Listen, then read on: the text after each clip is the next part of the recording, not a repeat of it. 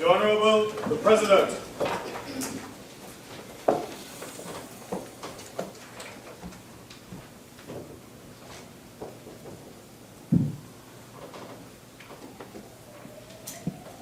Let us pray. Almighty God, we willingly acknowledge you as the Supreme Being, most gracious and most merciful.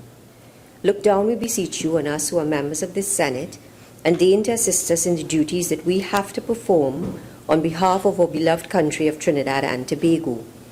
Open our eyes to see the truth, and help us to accept it with all its implications into our lives. Direct us, O Lord, in our deliberations, so that setting aside private interests, unwholesome prejudices, and personal affections, we may treat all matters set before us with honesty, courage, and conviction. Through all we say and do in this Senate, may we give glory and honor to your holy name, inspire confidence in our fellow citizens, and make a positive contribution to the peace and prosperity of our nation. Amen.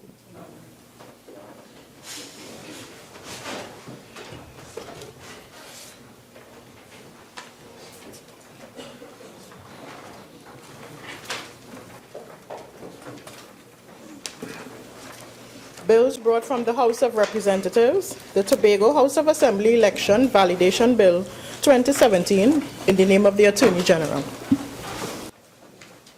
Honorable Attorney General.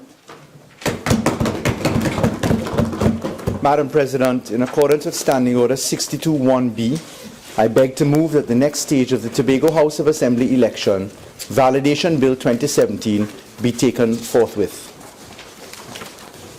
Honourable Senators, the question is that the next stage of the Tobago House of Assembly Election Validation Bill 2017 be taken forthwith. All in favour say aye. Aye. Any against? The ayes have it. Attorney General. Thank you, Madam President. Madam President, I beg to move that a bill entitled An Act to Validate the date for taking of the poll in the election of Assemblymen to the Tobago House of Assembly and for related matters be now read a second time.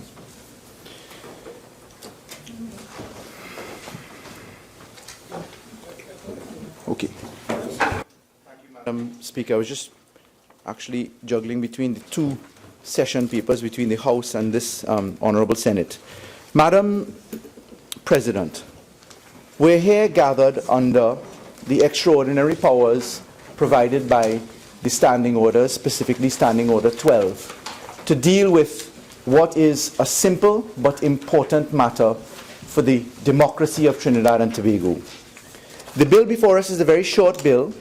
It's a bill of 4 clauses in total, including the short title, and it proposes, in essence, to seek an amendment of our current position by causing a validation under the Representation of the People's Act, specifically in relation to Section 33(3)B of the Act, such that the period of time which is set out in that law can be validated, because we're in a situation where the election should have been held within a 21-day period from the nomination day to the polling day, and in fact, as we stand, we're in a position where that day and that period is in fact 20 days.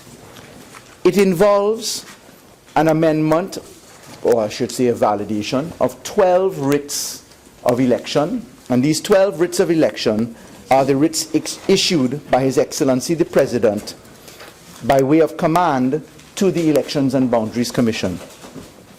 Now, Madam President, I am duty-bound to put into the public record the rationale and the reason and the method and the propriety by which we come to the Parliament under extraordinary session.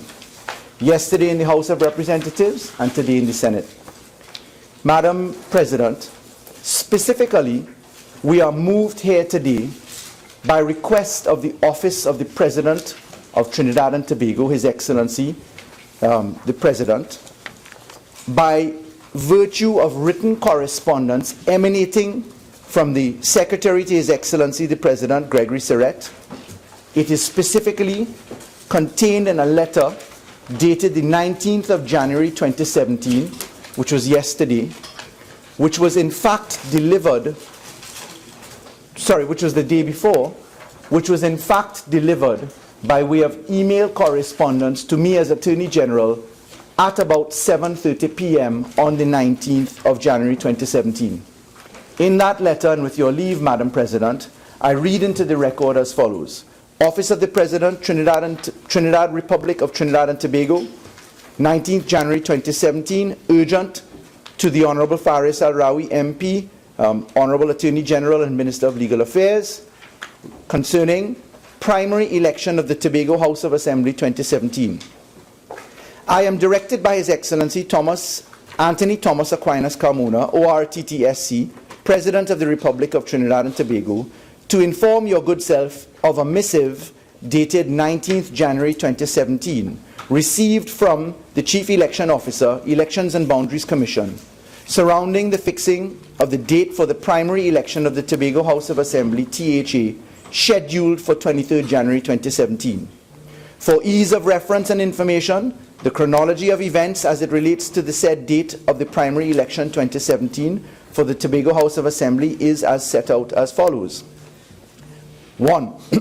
By letter dated 14th November 2016, the Chief Secretary of the Tobago House of Assembly, the Honourable Orville D. London, advised His Excellency the President that in accordance with Section 22(1) of the THA Act, the 2013 to 2017 session of the Tobago House of Assembly had been dissolved with effect from 11th November 2016. In accordance with Section 22(2) of the THA Act, the Honourable Chief Secretary further recommended that the primary election for Tobago House of Assembly be held on Monday, 23rd January 2017. On the 12th of December 2016, His Excellency the President wrote to the Honourable Keith Christopher Rowley, Prime Minister of Trinidad and Tobago, informing him that the 23rd January 2017 was suggested by the Chief Secretary Orville D. London as the date for the primary election of the Tobago House of Assembly. In said letter, His Excellency the President inquired whether the Honourable Prime Minister had any objection to the proposed date for the primary election of the THA, that is, the 23rd January 2017. This procedure is in accordance with the letter and spirit of Section 22(2) of the Tobago House of Assembly Act. By letter dated 14th December 2016, the Honourable Prime Minister informed His Excellency the President that he had no objection to Monday, 23rd January 2017 being set for the primary election of the THA. The Office of the President had been consulting with the Elections and Boundaries Commission on the suitability and propriety of the 3rd January 2017 being nomination day and 23rd January 2017 as the date for the primary election. The EBC confirmed that same was in proper order. Thereafter, by letter dated 14th December 2016, His Excellency the President informed the Honourable Prime Minister that he was fixing 23rd January 2017 as the date for the primary election of the Tobago House of Assembly, with the nomination day being 3rd January 2017. On the said 14th December 2016, the Chief Secretary was also informed in similar terms. The writs of election are prepared by the Elections and Boundaries Commission. On the said 14th December 2016, the writs of election in respect of the THA election to be held January 23rd, 2017 in the 12 electoral districts in Tobago were sent by the EBC for signature of His Excellency the President. In accordance with Section 33 of the Representation of the People's Act, Chapter 201, the said writs of election were signed by His Excellency the President, sealed and returned forthwith to the EBC on the said 14th December 2016. The Office of the President depends on the integrity and surety of information and timelines it receives from the relevant bodies, and this process informed the fixing of the dates on the writs of election. The EBC has kindly forwarded to the Office of the President its confidential legal advice on the matter, which is hereto attached, having received the necessary authorization from the said Commission. Respectfully, kindly note that the 2nd January 2017 was not a declared holiday, but was a public holiday by virtue of operation of the Public Holidays and Festivals Act, Chapter 1905. In these circumstances, and on the basis of independent legal advice of senior counsel received by the Office of the President, the missive from the EBC dated 19 January 2017 is hereto attached for the Honorable Attorney General to take the appropriate urgent action required in light of the imminent date for the primary election of the THA, 23rd January 2017. Yours respectfully, Gregory Surrett, Secretary to His Excellency the President. Attached to that letter is what the Office of the President calls the missive. That letter is a letter from the EBC to His Excellency the President. In that letter, circumstances are set out, and in that letter, the second page of the letter, if you'd permit me, because the time in this house is slightly different from the time in the House, so I'm just skipping over a few. It says at the end of the letter on page 2, it should also be noted that all the necessary preparations for the conduct of the poll have been completed. This includes the production of ballot papers, poll cards, notice of taking a poll, all of which reflect the election date of January 23, 2017. Additionally, voting by special electors commenced on Monday, January 16, 2017. The above is drawn to the attention of His Excellency so that His Excellency may take such steps as he may consider appropriate. And this letter attaches the confidential advice received from Mrs. Deborah Peake SC to Mr. Ramesh Nanan, Chief Election Officer, concerning the THA election. Attached to that is the opinion of Mrs. Peake SC, and in that she goes through the chronology. She sets out Section 33 of the Representation of the People's Act, which is the section of the Act which we now seek to cause validation by way of this bill. In it, it sets out that Section 33(2) provides that a minimum timetable of 14 days must elapse between the date of the issue of the writ and nomination day, and a minimum of 21 days must elapse between nomination day and polling day. Mrs. Peake SC further deals with Section 159, and she goes into the fact as to how one computes time, the computation for time pursuant to the Representation of the People's Act. In it, she then looks at the Interpretation Act as it is to be supported by the interpretation offered under Section 159. She goes through the analysis and she comes to the submission that an election held on the 23rd January 2017 will not be in compliance with the minimum period of 21 days before nomination day and polling day as required by Section 33(3) of the Act. In fact, that is to be just clarified that it is in fact 1 day short. Mrs. Peake then goes on to look at the circumstances of adjournment, etc., and discounts those options, and I'll come to them separately. And she ends by saying a validation act will ensure compliance with Section 22(2) of the Tobago House of Assembly Act, and that the President, she then goes into the computation of time frames, etc. So this is what is before us in terms of the facts emanating from the office of the President, His Excellency, and the EBC, and specifically it involves the passage through how the EBC is given the command in the writs of election to come up with the dates. Now, it's incumbent upon me to read into the record, because I've heard some of the commentary in the public domain, and perhaps one needs to clarify this. The question is being asked, whose responsibility is it for us coming to the Parliament now in emergency session to deal with validation?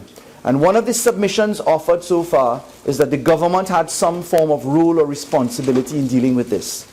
May I start by saying that the arrangement of the Constitution of the Republic of Trinidad and Tobago is very, very clear in causing a separation of powers. Indeed, Madam President, the Office of the President is set out at Chapter 3. Chapter 4 deals with the Parliament. Chapter 5 deals with executive powers. Chapter 7 deals with the judicature. Chapter 11A deals with the Tobago House of Assembly. And the EBC itself finds itself under Part 4 of the Constitution in Chapter 4, where the EBC has constitutional set out. Now, I've referred to the Constitution first because there are clear constitutional parameters as to who acts in what circumstance. Secondly, the manner in which one acts is to be dealt with by an analysis and appreciation of the operation of Section 68 of the Constitution versus Section 22 of the THA Act, in contemplation also with Section 80 of the Constitution. Let me explain that.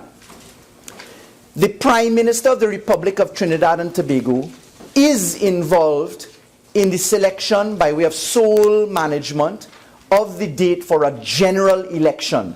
And that is essentially contained in Section 68 of the Constitution, where the Prime Minister has the prerogative, the power, to actually dissolve the Parliament and therefore inform His Excellency, the President, of a date. Section 80 of the Constitution sets out the circumstances where the President is obliged to act upon the advice of Cabinet, except in certain circumstances, and one of them set out in the Constitution is where he must act in consultation with someone else. The THA Act, which is completely different to the general election powers and privileges as to who is involved, the THA Act in Section 22 specifically sets out that His Excellency the President must consult with the Chief Secretary of the Tobago House of Assembly, and after he consults with the THA, then he fixes the date for the election. So we must be careful to understand that we're not talking about general election and Prime Minister's so-called date in a back pocket power.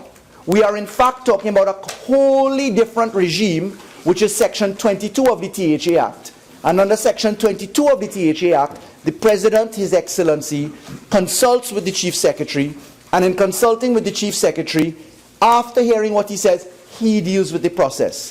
This is where I came to dealing with the letter which I wanted to read into the record, which is that of the Honourable Prime Minister, Dr. Rowley, to His Excellency the President. It's dated the 14th December 2016. It says, I refer to your letter, that's the President's letter, December 12th, to the Prime Minister on the subject caption. In this regard, I wish to inform you that I have no objection to the date of Monday, January 23rd being set for the primary election of the THA. That is to also be dealt with by reading into the record the Cabinet Secretariat Office of the Prime Minister's letter to the Chief Election Officer dated December 14, 2016, subject polling day in respect of the THA elections. And it says, the Prime Minister has agreed that polling day be Monday, January 23, 2017 for elections in each of the 12 electoral districts of Tobago as defined in the schedule to the Elections and Boundaries Commission, Local Government and Tobago House of Assembly, Tobago Order 2016, Legal Notice number 191 of December 9, 2016 refers.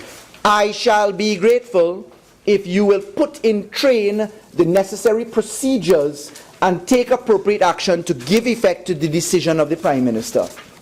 Now, I should add, in this particular matrix, the sole obligation of the Cabinet has nothing to do with Section 22. It has nothing to do with the fixing of an election date or the nomination date. It is confined solely to authorization for the conduct of electoral registration in respect of the Tobago House of Assembly election. And the Cabinet made a decision authorizing that on the 15th of December 2016 by Cabinet Minute number 1903 of December 2015. Of December 15, 2016. So I'm being very careful to set out the boundaries of this operation. That addresses the issue of who has responsibility, what the Constitution says. You are not to confuse general election with THA elections. They're to be dealt with on two separate regimes. Now what comes before us, Madam President? Sure. Madam President, through you, could I ask the Honourable Attorney General whether we can have sight of the letter that the Prime Minister issued as well as the letter issued by the Cabinet Secretary? Yes. We don't have access. Sure, Madam President, I'll have them circulated. I apologize, Senator Mark. Madam President, we next come to what can we do? So we're here by virtue of His Excellency the President telling us to do something. I make this submission, which is well known, that there is a separation of powers and that there's a rule of law argument. In that separation of powers and rule of law argument, a government, which is a political party installed from time to time as the government of Trinidad and Tobago, a government has, for good reasons set out in the Constitution, absolutely no place in interfering with the Elections and Boundaries Commission, because the Elections and Boundaries Commission is an entity appointed solely by His Excellency the President. There's good merit in that, lest one find oneself in the argument that there is political interference with the elections of a jurisdiction. This is well established. The fact is, we had before us a few options. The government becoming aware of the public statement by Ho Choi Charles on the 17th of January 2016 that there was concern about the date being one day too soon, the government had to consider, one, does it have locus to actually involve itself by causing some form of amendment? And the answer to that, for constitutional reasons, as I've set out before, is no. A government cannot intervene. For that reason, when asked as to what my point of view was, I said to the media, I'm dealing with an election which has been called. That election is afoot. It is valid insofar it has been called. It is open to challenge, however. And by that, I recognize this Court of Appeals fulminations and decisions in relation to the election petitions in 2015, where it said that there can be a breach of a law, because it held that there was a breach of law in extending the poll by 1 hour, but that when one looks to the call for an election petition for the election to be set aside, you must look to whether there's an election in fact and in substance, and whether it was free and fair. That being the case, as the EBC's letter has pointed out, it says to us, an election has been fully had in terms of preparation. An election is there afoot for 1 day short. Special electors have been had. Polling papers have gone in. Other entities have had no complaint. And therefore, when the government considers its position, it would have to stop until directed by His Excellency the President and the EBC to the fact of allowing the election to run. We can take no part because we are conflicted by way of interest in the process as seeking to be elected as the PNM is in Tobago to the Tobago House of Assembly. That's option one. Option one says, wait until the election is done and brace yourself for an election petition. An election petition in these circumstances, in my humble view, would be destined to failure. It would be destined to failure for good reason, and that is because we have authority. For instance, in Simpson versus the Attorney General, 1955 New Zealand law reports, which is a Court of Appeal decision, it held in similar circumstances that provisions of the Election Act dealing with the timetable for the issue of a writ of election were directory, not mandatory, with the result that the failure to comply strictly with the timelines did not invalidate an election. So one could hang one's hat on the election petition which could potentially come, if at all, and then wait for it to deal with, and then offer judicial authority to that effect. Option two was to consider, if and when the Elections and Boundaries Commission came up, whether one should engage in an amendment of the writ, or writs, there are 12 of them, of election. That, Madam President, comes about by way of an operation between Section 45(1) of the Interpretation Act in conjunction with Section 75(1) of the Interpretation Act. 45(1) of the Interpretation Act provides, where a written law confers a power to make any statutory instrument, the power shall be construed as including power, etc., to amend, alter, rescind, or revoke. A statutory instrument includes a proclamation, that's pursuant to Section 75(1), and therefore the question is, could the President invoke Section 45(1) as read with Section 75(1) to amend the writ? Unfortunately, the position is that you would be in the circumstance where the amendment would be essentially an adjournment, potentially, of the election. And one would therefore have to flow into the argument as to whether the election in Tobago could have been adjourned. Had it been that an amendment was being sought prior to nomination day, you could probably say that the amendment was lawful or a lawful option, because the election cycle would not have started. When we look now to the fact that the nomination day has passed, we're into the circumstance of moving into what is option 3. Option 3 is whether there can be an adjournment of the election. Option 3 finds its substance really right squarely back in the Representation of the People's Act. In the Representation of the People's Act, we would be looking at Section 34.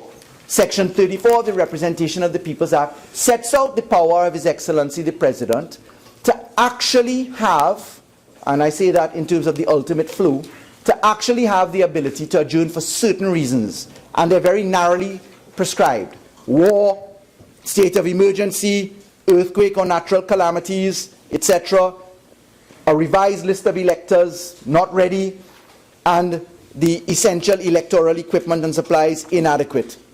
Those are the sole reasons.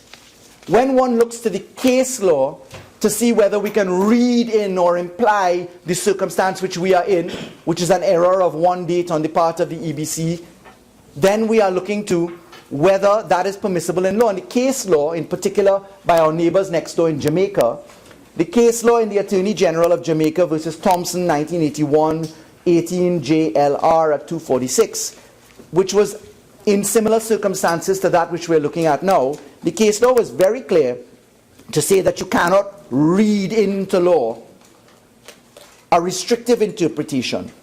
What really happens is you have to go with the letter of the law. That is in fact supported by our own Court of Appeal, by the decision of the Chief Justice in the 2015 election cases, which really says you must abide by the spirit and principle of the main law itself. So, regrettably, the position of adjournment is not a possible option. Adjournment could be an option, and this flows into option 4, if you're looking to amend the primary legislation. In this case, we would be looking to amend the THA Act, Section 22, and we'd be looking to amend Section 34 of the Representation of the People's Act to allow for less than 21 days to cure it, or to look for some other kind of assistance by putting some kind of power into the THA legislation. That, Madam President, would be to disturb what the existing law is in a rush, and respectfully, we do not think that that is the viable option on this occasion, because what we have before us is the last option, which is a validation act. Now, we know that His Excellency the President has asked us to put this into effect. We know that the EBC has asked us to put into effect. A validation act can be had, really, in 2 times, 2 separate occasions, one or the other, either before the election or after the election. Let's look at the latter option first. After the election, we would in fact be in the position where a result would be known, persons would be identified, persons may in fact be threatening by way of election petition, and any law to validate would certainly be infringing what I think is a 2/3 constitutional support argument. That is, that you would probably be running afoul of the rule of law and the separation of powers principle.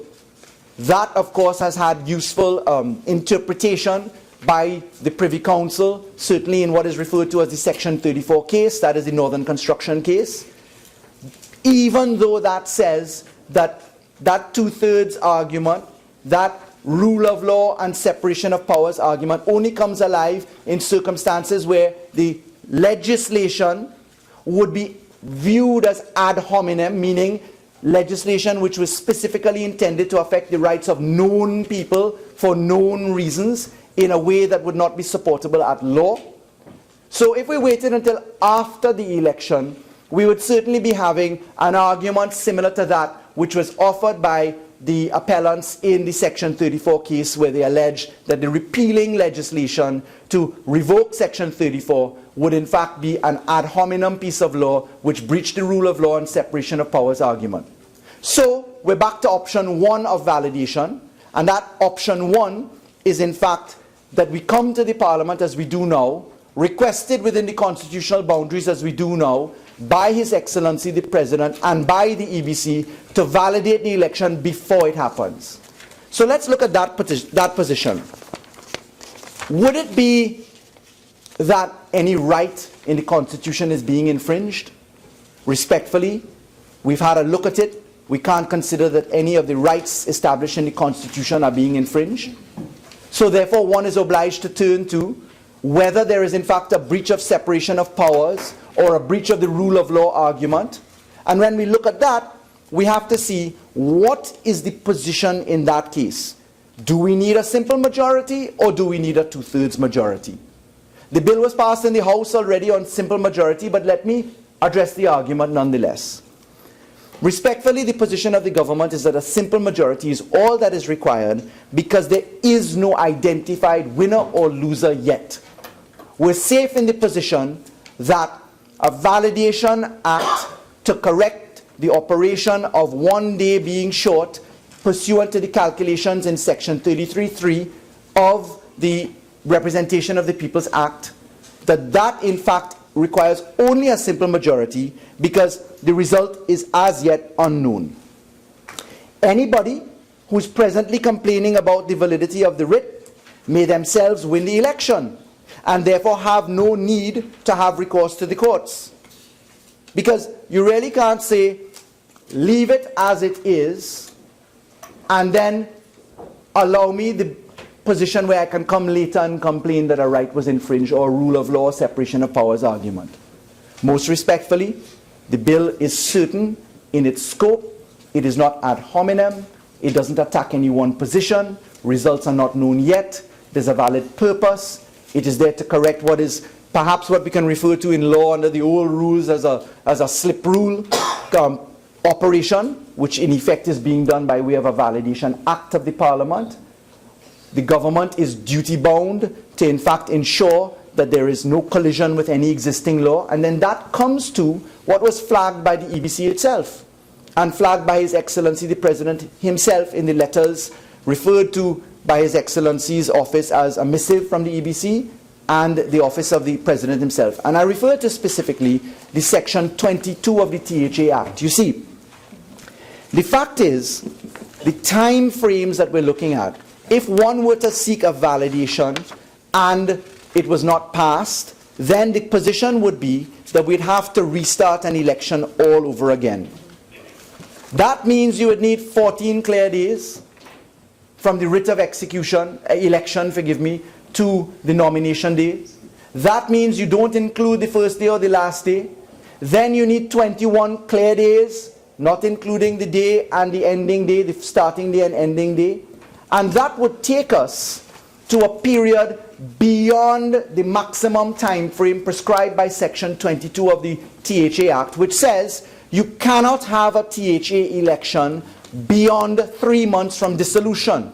And the THA was dissolved on the 11th of November 2016, which means the 3-month time frame is arguably the 11th of February 2016. If you were to count 14 clear days and 21 clear days, we would long be past the position of the maximum time frame, which is why I referred to, in one of the options, the potential to amend the THA Act. And specifically, one would be seeking to amend the maximum time frame in section 22 of that Act. So, Madam President, in summary, this bill is legitimate in its aim. It doesn't seek to go to intrude into any rights, such as to require a special majority of any kind. In any event, the intrusion into those rights, if at all someone can point it, which we don't share a view that there are any intrusion into those rights are going only as far as they need to go. And in a democracy such as Trinidad and Tobago, with the constitutional parameters being such that a government cannot by law breach a separation of powers and enter into the work of the EBC of its own volition without invitation via the office of the President, one must await the trigger being pulled by the EBC and His Excellency's office. we are certainly being proportionate and measured to avoid any collision in the law. Really, this argument is very straightforward. The government is acting as it must by request of the Office of the President, by request of the submissions of the EBC. The government is being proportionate, and Madam President, I do hope that this Honourable House does as was reflected in the House of Representatives, where there was unanimity in support for the legislation, and I pray that we can allow the people of Trinidad and of Tobago to carry out the election which they expect, because any adjournment of that date at all would collide with the principle of them having been prepared already, there being no opportunity to offer it otherwise, of there being confusion in the electoral process. And I really do hope that all honourable members agree that this position is a simple one and that we can deal with the business of Tobago and the democracy of Trinidad and Tobago in proper fashion. In those circumstances, I beg to move.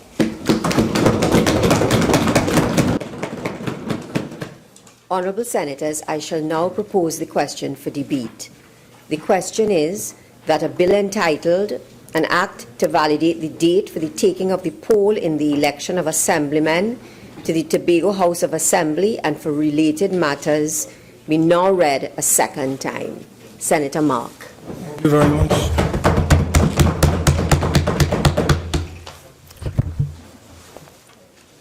Madam President,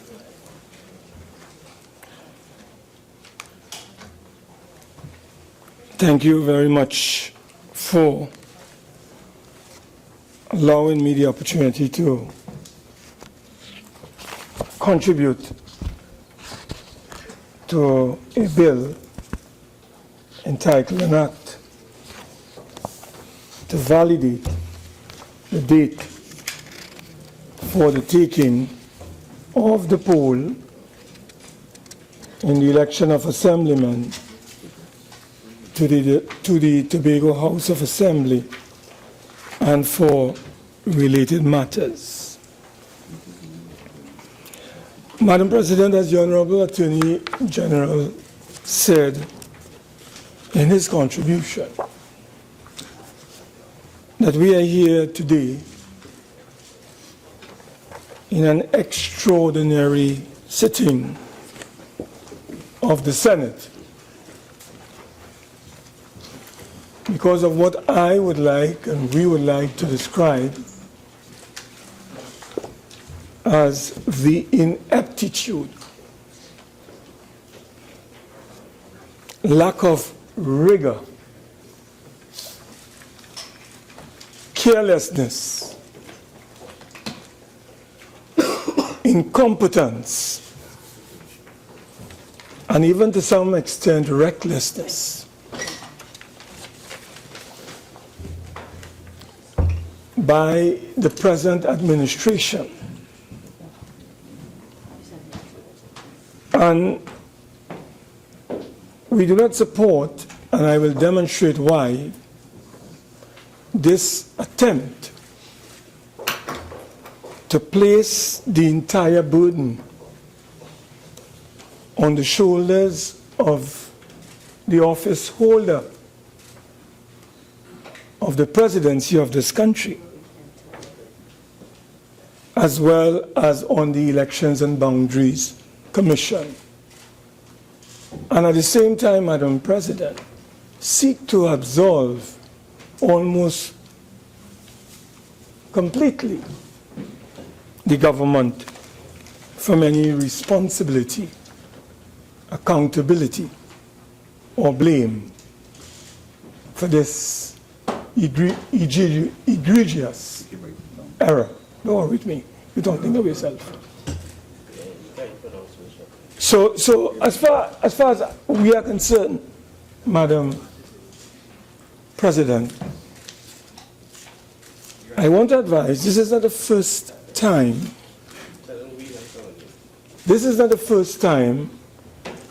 that an Attorney General or PNM administration has brought legislation to this Parliament to have matters of an illegal nature validated. It's not the first time.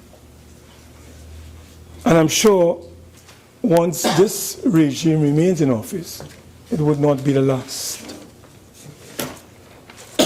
Madam President, I recall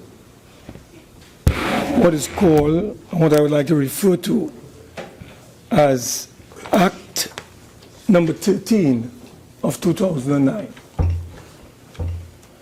That dealt with the Commission of Inquiry, Validation and Immunity from Proceedings Act.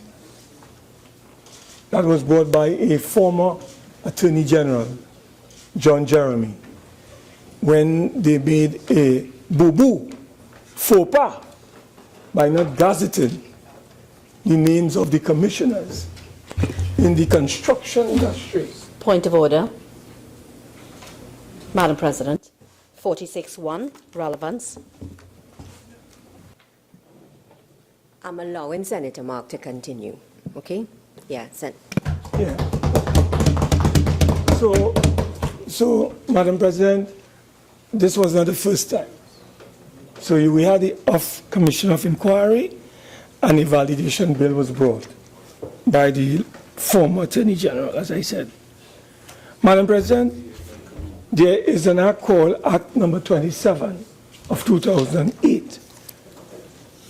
This time, it dealt with the Elections and Boundaries Commission, and it dealt with the Local Government Act and the Tobago House of Assembly, where again they were seeking to validate certain reports of the Election and Boundaries Commission in respect of the electoral area of Tobago.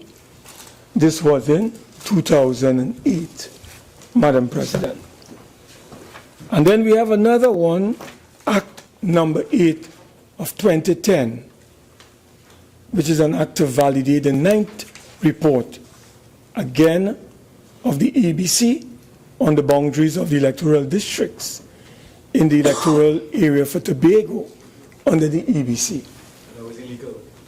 Local Government and Tobago Assembly Act. Because the EBC did not bring its report within a 2 years and maximum 4-year period.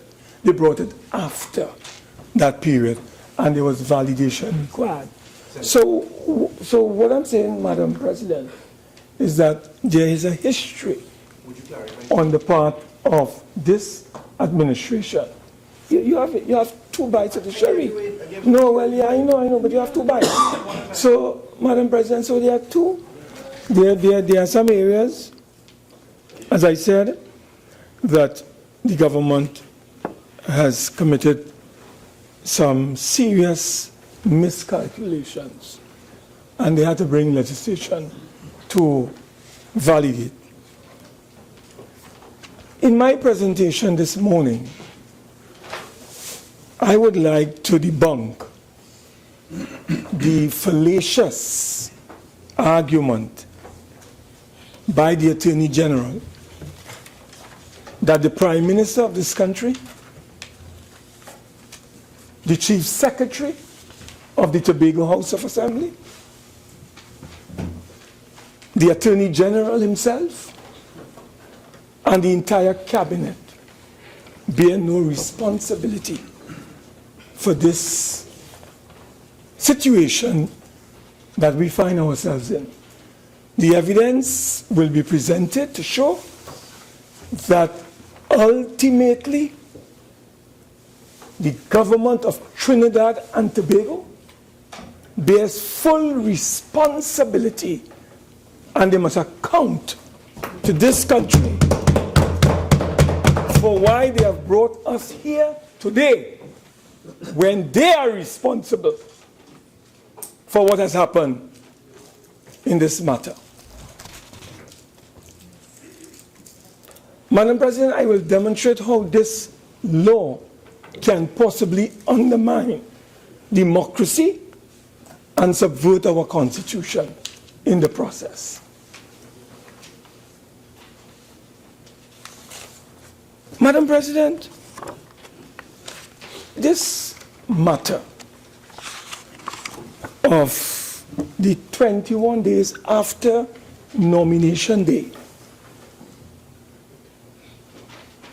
And the fact that when you counted the number, only 20 days, and not the 21 days, were satisfied. And therefore, instead of the 23rd, which is Monday, Madam President, that the elections are going to be held in Tobago, under the law that the Attorney General spoke to, the Tobago House of Assembly Act, Section 22, subsection 19, 2. Madam President. No, I think it's the ROP, Representation of the People's Act. Under that act, Madam President, 22 clear days, 21 clear days after nomination, which would have taken the country, the people of Tobago, to January the 24th, and not January the 23rd, Monday. I have been advised that Ho Choi Charles, who represents a political party in Tobago, telegraphed this lacuna since January 13th, when he held a public meeting in Tobago. And it would have been carried on radio tambourine, and Tobago would have been aware of it. Tambourine, or whatever you call it. Tambourine, whatever. Tambourine. Yeah. It was carried, I am sure, on the air, dear Madam President. But we in Trinidad, apparently not following properly what is taking place in Tobago. So we only got wind of it, Madam President, when the same Ho Choi Charles had an interview with TV6 on the 17th of January. And it was published, Madam President, in the Trinidad Express on Wednesday the 18th, entitled, on page 7, Trinidad Express, Wednesday the 18th of January, 2017. Ho Choi, the headline is, former THA chief threatens court action. Ho Choi stop illegal election. This was on the 18th. He indicated this thing since the 13th. And it was only brought to Trinidad and Tobago's attention on the 18th. So, Madam President, here it is. Somebody in Tobago was able to discover that there was an illegality involved in this election. But the government has something called the SSA. Where is the intelligence, Madam President, to bring to the attention of the Attorney General there is a possibility of an illegality occurring? Where was the SSA? They listened to my conversation. Point Madam of order. President. Point of order. 53-1.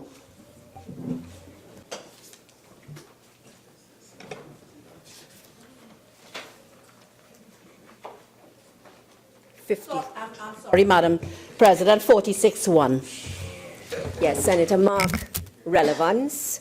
So, Yeah, dealing with the relevant. no, the part about where you're, that part you're embarking on now, get back to the topic. You've been doing well so far. Yeah, but Madam President, listen. Yeah. Madam President, here it is. We have been told by the Attorney General that under Section 22 of the THA Act, which I'm referring to, the President of the Republic fixes the date for the election with consultation after consultation with the Chief Secretary and the Prime Minister. That is what they say the law says, and that is what the law says. And the date, Madam President, who can dispute the dates? Is the honourable member for Senator Paula Gopi-Schoon telling us that the date that was set was not the 23rd? The date for elections in Tobago is January 23rd, Monday. And the date for nomination day, Madam President, is, or was rather, the 3rd of January. So I don't understand the relevance of the relevance. These are facts. And we are dealing with a bill to validate the very matter that I have raised. And all I'm doing, Madam President, is drawing to your attention a sequence of events that took place and caught the government. Senator Mark, just have a seat. You're not by any. It's not that you're questioning what I have just ruled on relevance. It's not that, right? Okay, because I can tell you why you were irrelevant if you want me to. Okay. I never would do that. Good. I sat where you sat. Yes. In the past. In the past. In the past. I acted as vice president, as you know, in another incarnation. And I got the opportunity to act as president of the Senate. So I understand the responsibility. I never query and I will never question because nobody can query me. So I will never question you. I understand your power because I had your power. So I will never do that. So, Madam President, I want to make it very clear to all and sundry that this matter of the Attorney General indicating that only the President of the Republic, the holder of that office, and the EBC are responsible for what is before us today. I am demonstrating, Madam President, that is not so. And Madam President, after Mr. Ho-Choi Charles made a statement, what did we get from the Attorney General? We got from the Attorney General in the Express on the following day, which is Thursday the 19th of January 2017, the following headline: Faris, process will be legal. So on the one hand, we are being told by Ho-Choi Charles that the process is illegal. And the Attorney General is so convinced in his mind that the whole process is legal and proper that he was caused or was forced to have an interview with the media. And in the Express of Thursday, the 19th of January 2017, the headline read, Faris, process will be legal. Let me go on further. It reads, it's by Rhea Tate, Madam President. Attorney General Faris Al-Rawi said yesterday that he was confident that Monday's Tobago House of Assembly election is properly constituted. The AG was responding to questions about the legality of Monday's elections. He went on further to, we have the former, I don't want to read everything, Madam President. I wouldn't go. No, I'm coming to you. Make sure you read the whole thing. The Attorney General explained that the nomination date fell on a public holiday. Nobody arguing that, which was Monday the 2nd of January. He said the rule in relation to the calculation where a public holiday is involved is that nomination day goes to the first working day after. Nobody can argue that. The AG is correct on that. And therefore, he said that nomination day was pushed to Tuesday, January 3rd, because of January 1 and 2nd, who were both public holidays. I want to quote this section in particular. Stressing that the government had no role in this exercise. That is what he said again today. He reiterated today that the government had no role in this exercise. And I'm saying, Madam President, I am going to debunk that today. I am going to show where the government is involved and had a direct role in this matter. Hear what it says, Madam President. The AG, I'm quoting you, Honorable AG.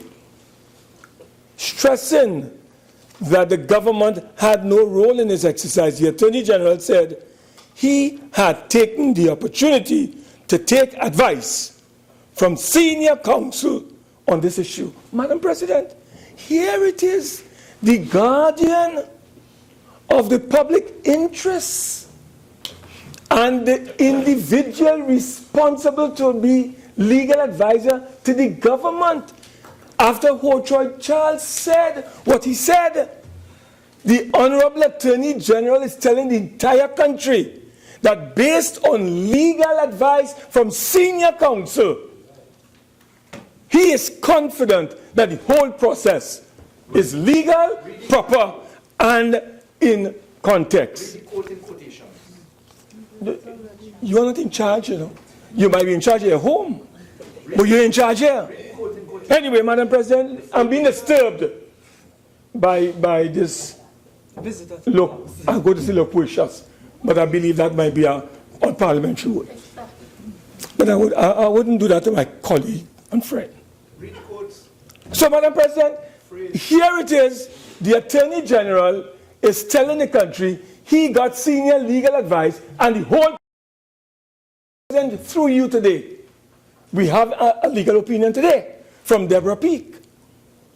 I am calling on the Attorney General to make that legal advice available to this Parliament so we can be able to understand what drove him to come to that conclusion.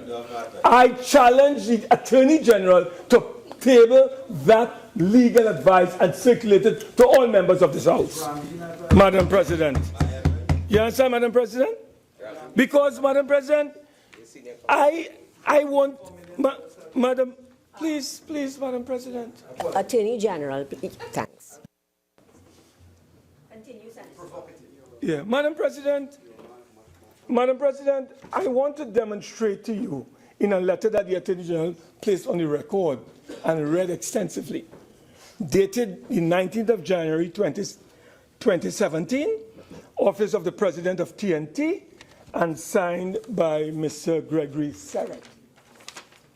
In that letter, Madam President, and Madam President, if I may be allowed again, because you see this government believe either the people of this country are under-read or have sub-intelligence. And only they have an understanding of reality. I want to warn this government, and even I want to give advice to the Prime Minister. I want to advise the Prime Minister that the sooner you can get rid of the Attorney General from his cabinet, Madam President, is the better for this government. We have been given too much substandard advice and opinion from this Attorney General, Madam President, and it continues. And I believe that the government of Trinidad and Tobago will be in severe difficulty if they continue. In fact, Madam President, for this situation that we are coming here to deal with today, it does not rule out the possibility of petitions after the elections on Monday. Madam President. And I believe, Madam President, I want you to follow this carefully. 22.2, it reads, this is the Tobago House of Assembly Act. The President, after consultation with the Prime Minister and the Chief Secretary, shall fix the date of a primary election, which date shall not be earlier than the expiration of 2 months after the dissolution of the Assembly, nor later than the expiration of 3 months after that dissolution. Madam President, Madam President, the President of the Republic of TNT, Madam President, cannot fix a date on his own and cannot say, well, look, Tobago House of Assembly election will be held on the 23rd. So when it's a consultation, Madam President, you know what that means in essence? The Chief Secretary, according to this letter before us, wrote a letter, according to this letter, on the 14th of November, 2016. He recommended on the 14th of November after he may have consulted with his political leader. The Chief Secretary of the Tobago House of Assembly could never have put in writing, Madam President, a date for the Tobago House of Assembly without consulting and getting the approval of the Prime Minister of this country. I challenge the Prime Minister to tell this country he did not consult with the Chief Secretary, nor the Chief Secretary did not consult with him when that date was proposed to the President. So to tell us that the President is the one who does fix election and call election and the Prime Minister has nothing to do with that, who are you fooling? The Prime Minister is responsible at the end of the day, Madam President, for calling and fixing the election date. That is the reality. So here it is and so on. Since the 14th of November, according to this letter, the Chief Secretary sent a letter and suggested and recommended that the primary election for the THA be held on Monday 23rd. Madam President, nomination day came after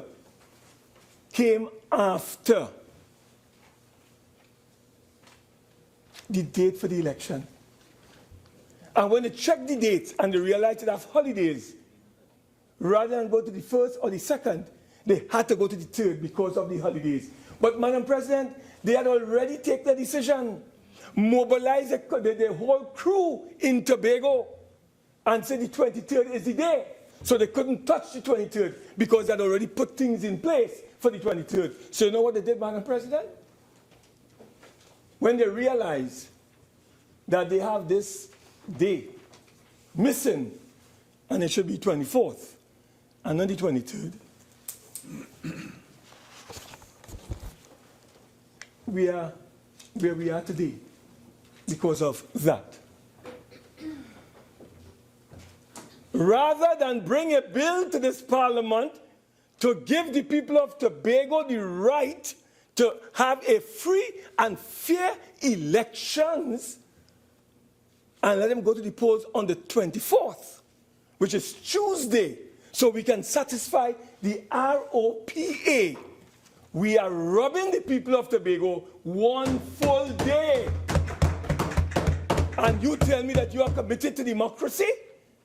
How can you be committed to democracy and you are robbing the people of Tobago a full day? Madam President, you know what one day can cause? One day can cause the PNM to lose the THA elections. No, we are not here. We are here. So, Madam President, at the end of the day, let's face the reality. I am trying to show, Madam, and I'm going to demonstrate again, Madam President, the fallacious argument advanced by this Attorney General is very hollow and weak. Weak and could be easily be seen by a first standard, a standard one pupil.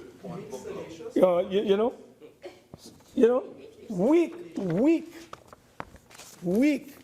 I don't know if AG, Madam President, I want to also indicate, Madam President, with your leave, another letter that was sent by the EBC, and he referred to it, and we have it in our bundle here, signed by the Election and Boundaries Commission.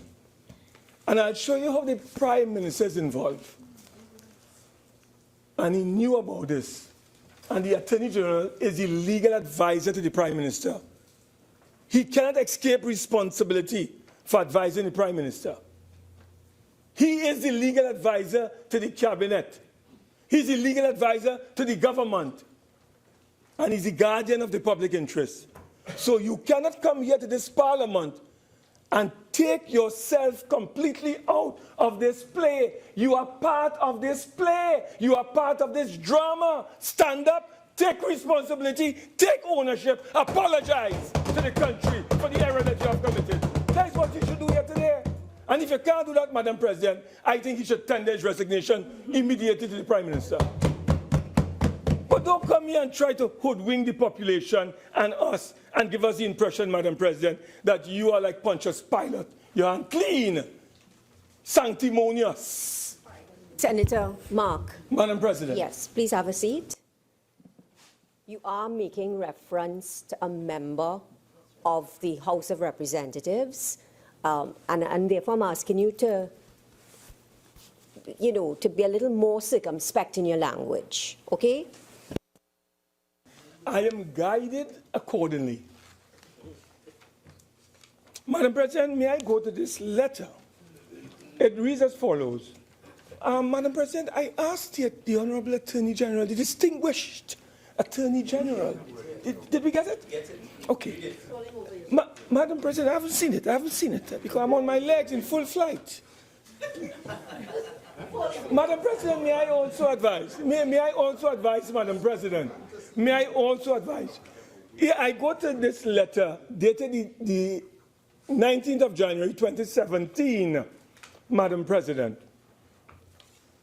And in para 2, I read, by memorandum dated December the 14th, Madam President, December the 14th, 2016, the Secretary to Cabinet advised the Chief Elections Officer as follows, and I quote, the Prime Minister, not the President, not His Excellency, the Prime Minister has agreed that polling day be Monday, January 23rd, 2017, for elections in each of the 12 electoral districts of Tobago, as defined in the schedule to the Elections and Boundaries Commission, Local Government and Tobago House of Assembly Tobago Order 2016, legal notice number 19 of December 9th, 2016 refers.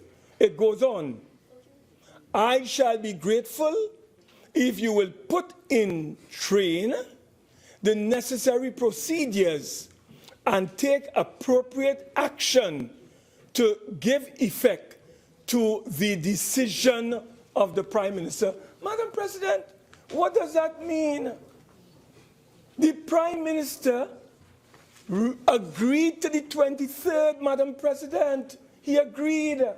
So did not the Attorney General advise the Prime Minister that the 23rd was wrong? 23rd is correct. No, the 23rd was the date that you set. It does not matter. You are the Attorney General. This bill here before us today, Madam President, is seeking to deny the people of Tobago one additional day of campaigning, which is Monday, the 23rd. The election should be held on Tuesday, the 24th. Correct. So, Madam President, here it is. The Prime Minister is giving directions to the Election and Boundaries Commission to put in train the necessary procedures and take appropriate action to give effect to the decision, Madam President, of the Prime Minister to hold elections in Tobago on the 23rd of January. Correct. How can you come and tell the country and the Senate that the President is responsible for what went on? The President is not responsible. You are using his name. And Madam President, I will bring a motion at the appropriate time to expose this government as it relates to an orchestrated attempt to destabilize, discredit, and remove the President of this country before his term is up in March of 2018. I will bring a motion to expose this government on their machinations as it relates to their conspiracy against the President of this country. So, Madam President, this is only another example. Object. Right? Quick.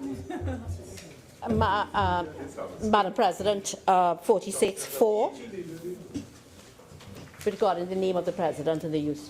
And the improper motive of saying we all. Is that, Senator Mark, what you said? No, Madam President, I said, Madam President, I intend to bring a private member's motion, a substantive motion, to deal with what I consider to be a conspiracy Well, when you bring your motion, whatever motion you bring, you'll talk about it then. Okay? Senator Mark, continue. Thank you. Madam President, it appears to me that the government of Trinidad and Tobago had a fundamental part to play in this whole scenario. And Madam President, if you go to page 2 of the letter by the Chief Elections Officer, hear what is said on page 2. It reads, having regard to the date of the issue of the writs of election and the intervening public holidays, there was insufficient time between the issue of the writs and the date of the election to comply with section 33, 3A and B of the Act. The question here, Madam President, that arises is whether the government really had any consultation, meaningful consultation, with the Elections and Boundaries Commission when they were setting the date. Senator Mark, you have 5 more minutes. Setting the date for the elections, Madam President, because it appears to me that they didn't consult properly with the EBC. Madam President, I want to say that we have to be very careful. How can a parliament seek to validate a breach of the law? We are seeking to validate a breach of the law, Madam President, where the law says that you have to give 21 clear days notice after you declare nomination day. So I am an assemblyman, Madam President, and I am a candidate. And I have been advised through my returning officer that the date of the election is the 23rd, Madam President, right? But I discovered later on it is the 24th. And rather than the government comes here and try to amend the law, Madam President, to give the people of Tobago an extra day, as the law permits, they are not doing that. They are seeking to compress and suppress the rights of the people, not to have that extra day to go and campaign. Is that, Madam President, a suppression of the rights of the people to a free and fair elections in Tobago? I raise these issues, Madam President, because I am anticipating whoever wins that election and whoever loses that election on Monday, they are going to mount a legal challenge to this exercise here. And, Madam President, that is why I wanted to ask the Attorney General, even though he attempted in a very weak way to Madam President? Continue. Just try and edit yourself, please. Edit? Yes, edit. That's right. I'm hoping that I'm an editor. You're being rude. You never did that job? You ought to know. Madam President, may I continue? Yes. Because I'm being disturbed by both persons across there. So, Madam President, as far as we are concerned, we want the government to pay attention to the following, and the Election and Boundaries Commission in particular. Madam President, I am not here to attack the EBC. That's an independent commission. I will not attack the President. I'll defend the office of the President. But I would like to ask you, Madam President, after the judgment, recent judgment, resulting in a petition filed by a number of candidates against the PNM, and given the judgment given by both the High Court and the Court of Appeal, whether, for instance, mistakes can continue to be allowed to be made without consequences. We have to understand, Madam President, that if there are no consequences for your actions, you will continue to make errors. And I'm saying, Madam President, there's need for some tightening to take place at that Election and Boundaries Commission. Madam President, I've also been advised that in Tobago, as we speak, there are hundreds of homes receiving EBC poll cards in Tobago, and they are receiving poll cards with the names of people who do not live at their homes. It appears to me that there is some kind of attempted voter padding taking place. And I wish to bring this to the attention. Point of order. 46-1. Senator Mark. Correct, but just you should move on because the point of order is accepted. Yes.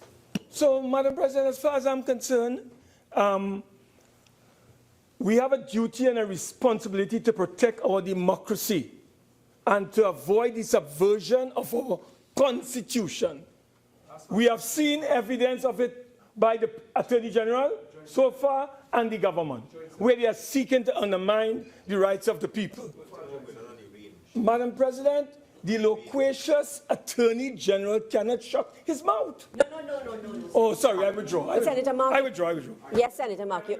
Senator Mark, and sit. Senator Mark, your time is up. Thank you. Senator Mahabir. Thank you very much, Madam President. Madam President, I reviewed the Representation of the People's Act first passed in the Parliament in 1967. It's 50 years old. And the sections in reference to election writs are really very clear to me. I think that particular act is a very well drafted one. It was not confusing to me at all. And when I look at the problem we have, I ask myself, there was an error. An error was made. But was it genuine or was it malevolent? And when I looked at the error that was made and the time period over which it was made, from the middle of December to the end of December, the time period which was involved signaled to me that every agency of state, in fact, every citizen of Trinidad and Tobago at that time, from the middle of December, is more involved in winding down with his operations as opposed to looking at new material to be dealt with. And so I am of the view that the error which was made, and which should not have been made because the law is very clear to me, was a genuine error. I think there was no ill will or no malice intended. That notwithstanding, the point of Senator Mark is a very valid one, and that is the rights of the parties in Tobago have in fact been compromised with the loss of a day. Whether the loss of a day is going to materially affect the outcome of the election, whether it is going to influence negatively their campaigning, of course I cannot say. But I am of the view that the public interest would best be protected if, in fact, we accept that there was no malice or ill will and that the elections are held as it was initially planned. But, Madam President, while the error is really an error in the calculation of the dates, and one may think that we are all prone to mistakes. All of us have made mistakes in the past. This was a simple one. This was not complex. We unfortunately know that small errors can result in large undesirable outcomes. Anyone who challenges that should simply not check the water in his radiator periodically and run that car with a dry radiator, and you will destroy a car worth $350,000 in less time. So we do need to ensure that these errors are not in continuing.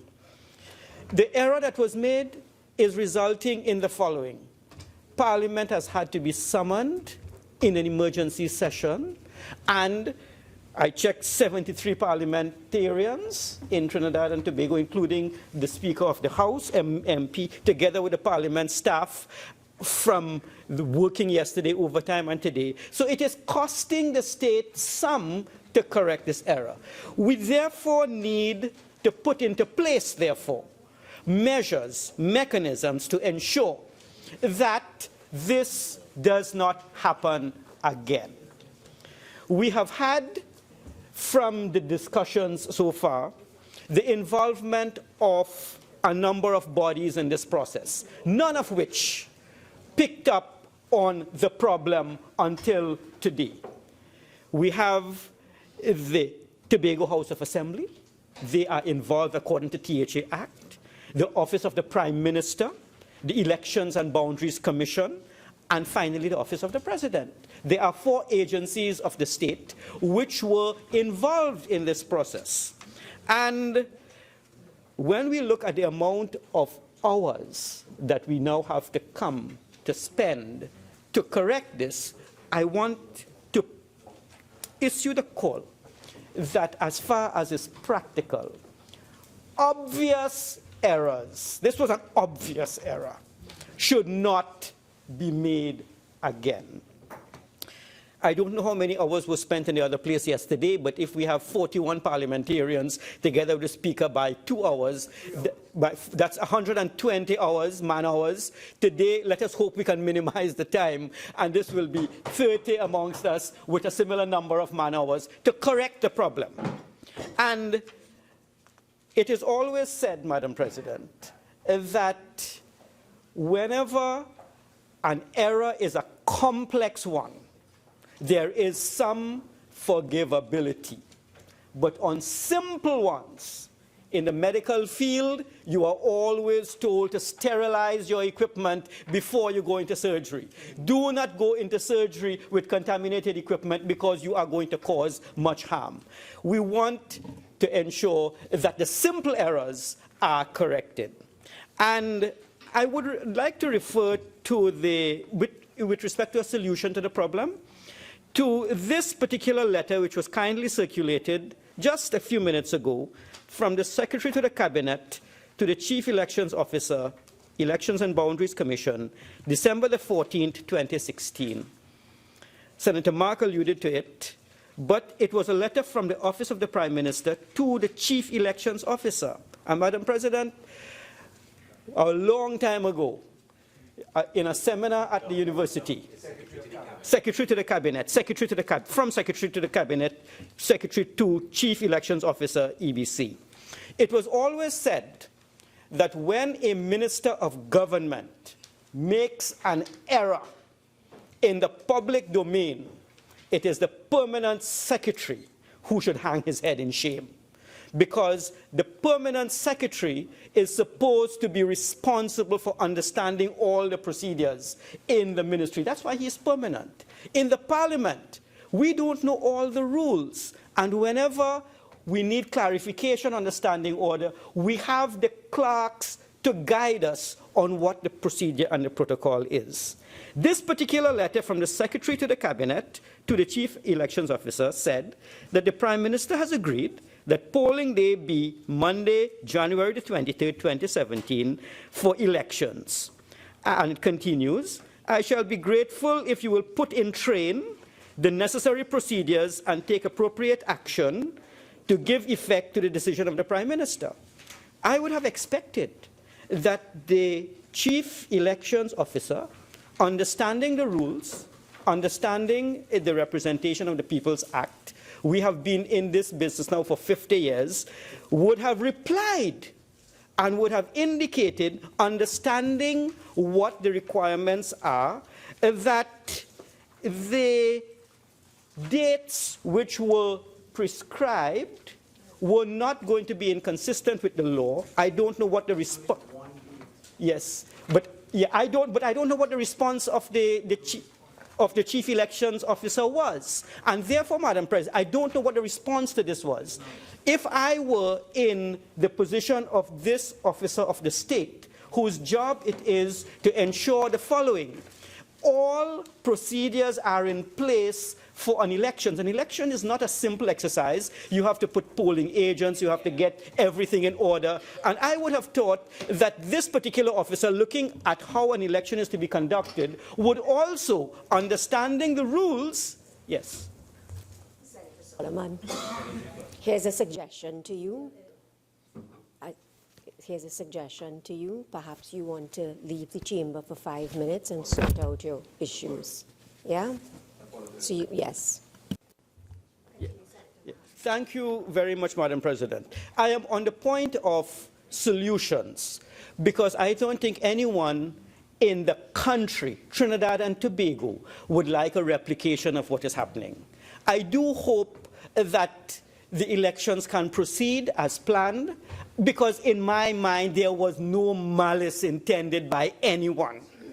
I have not seen a response to this particular note, but my first instinct as a public officer would have been to look at the legal requirements of what the issue is, understanding the procedures involved, because the public officers do deal with this on an ongoing basis, and to indicate to the Secretary of the Cabinet that something may be amiss, and with the dates requested, and therefore let us undertake necessary changes. But I look at the date, December the 14th, and I am prepared to forgive.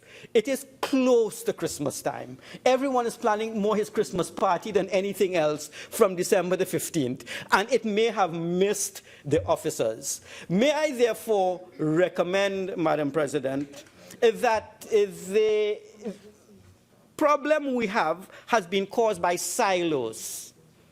The THA, the Prime Minister's office, the EBC, the Office of the President, 4 separate compartments. No department, no office has plastered the cracks.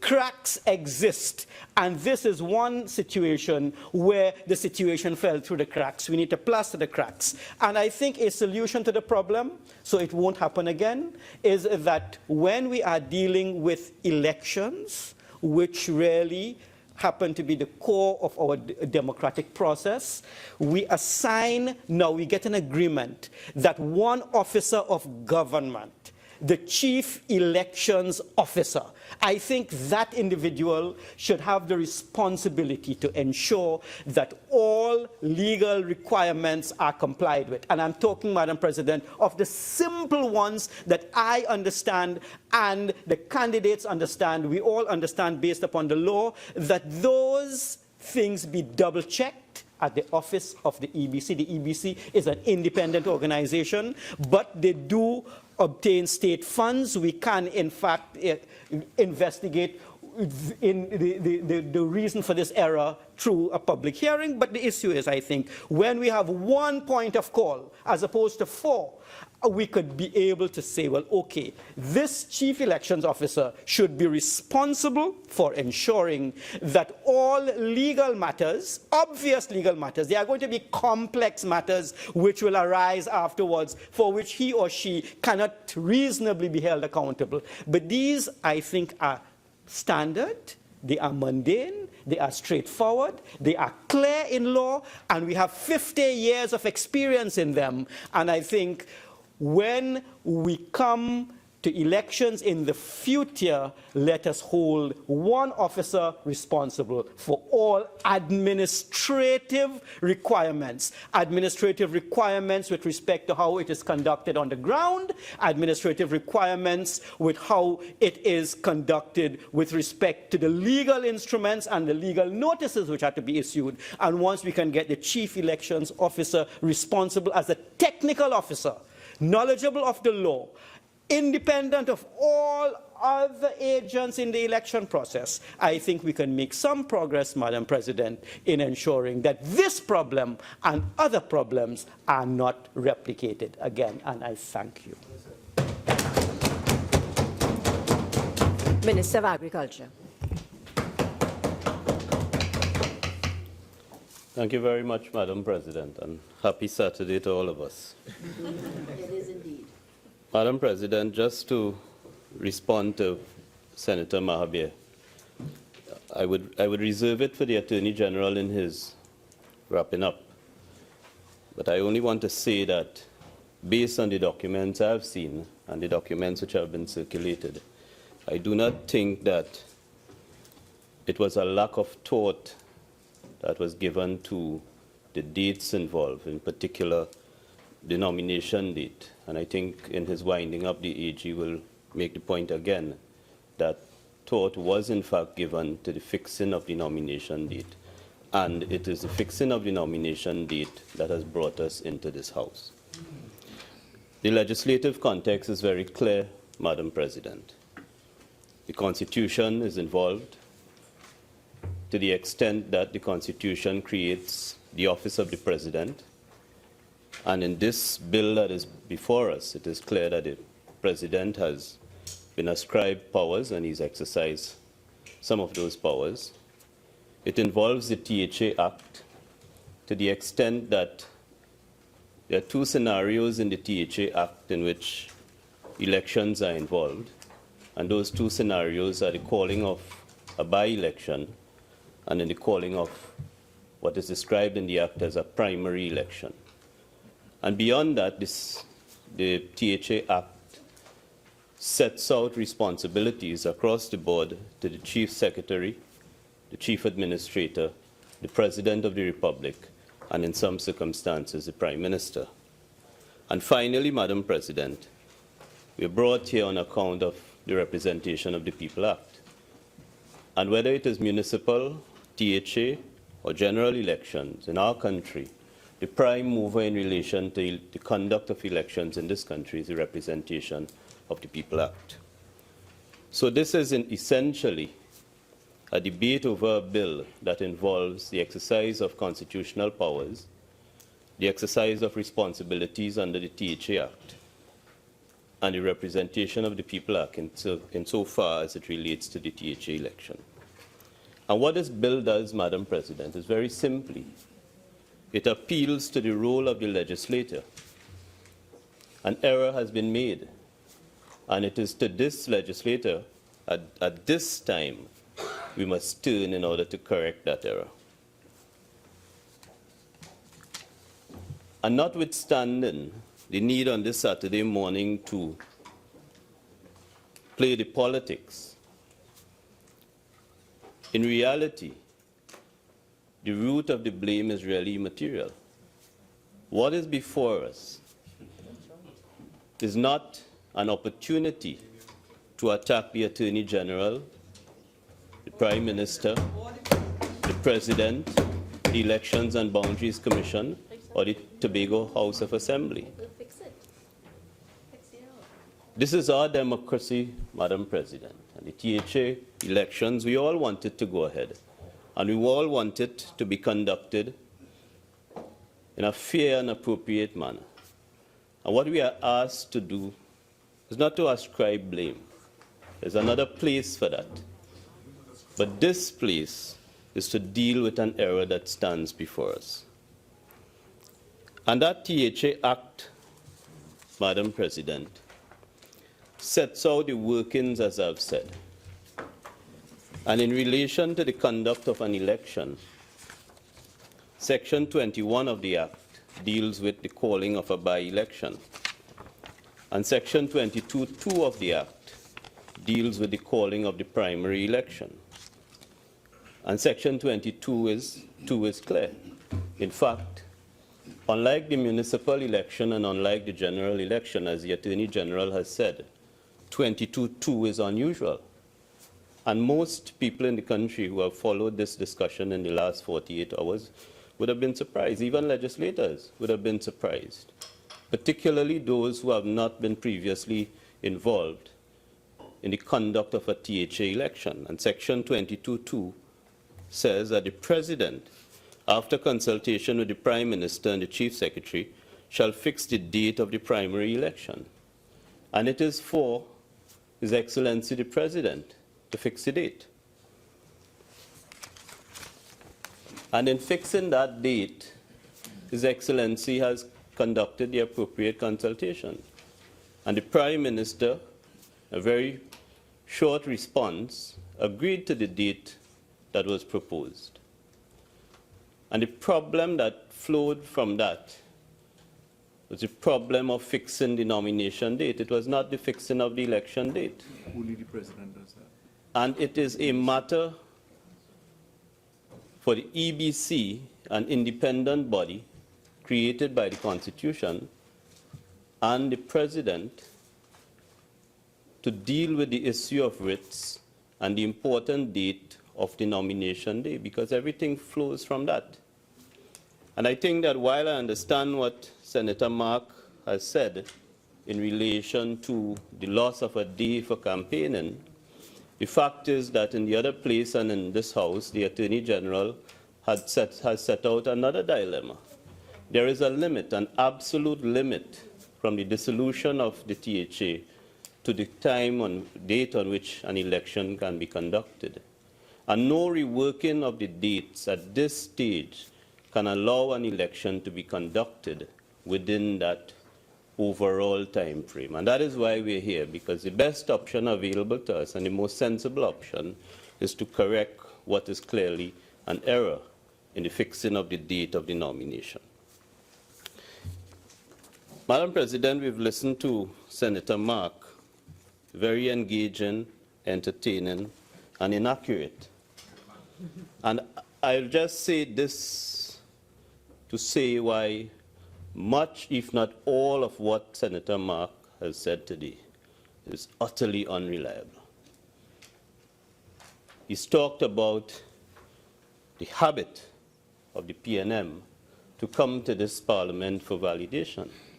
And he's put forward, in support of his thesis, Act number 8 of 2010, an act to validate the 9th report of the EBC. And in his haste to ascribe blame to the PNM and to turn this into political warfare, he's overlooked the fact that Act number 8 was brought to the Parliament by the then Minister of Local Government, Chandra Sharma. It was brought in July 2010 under UNC government.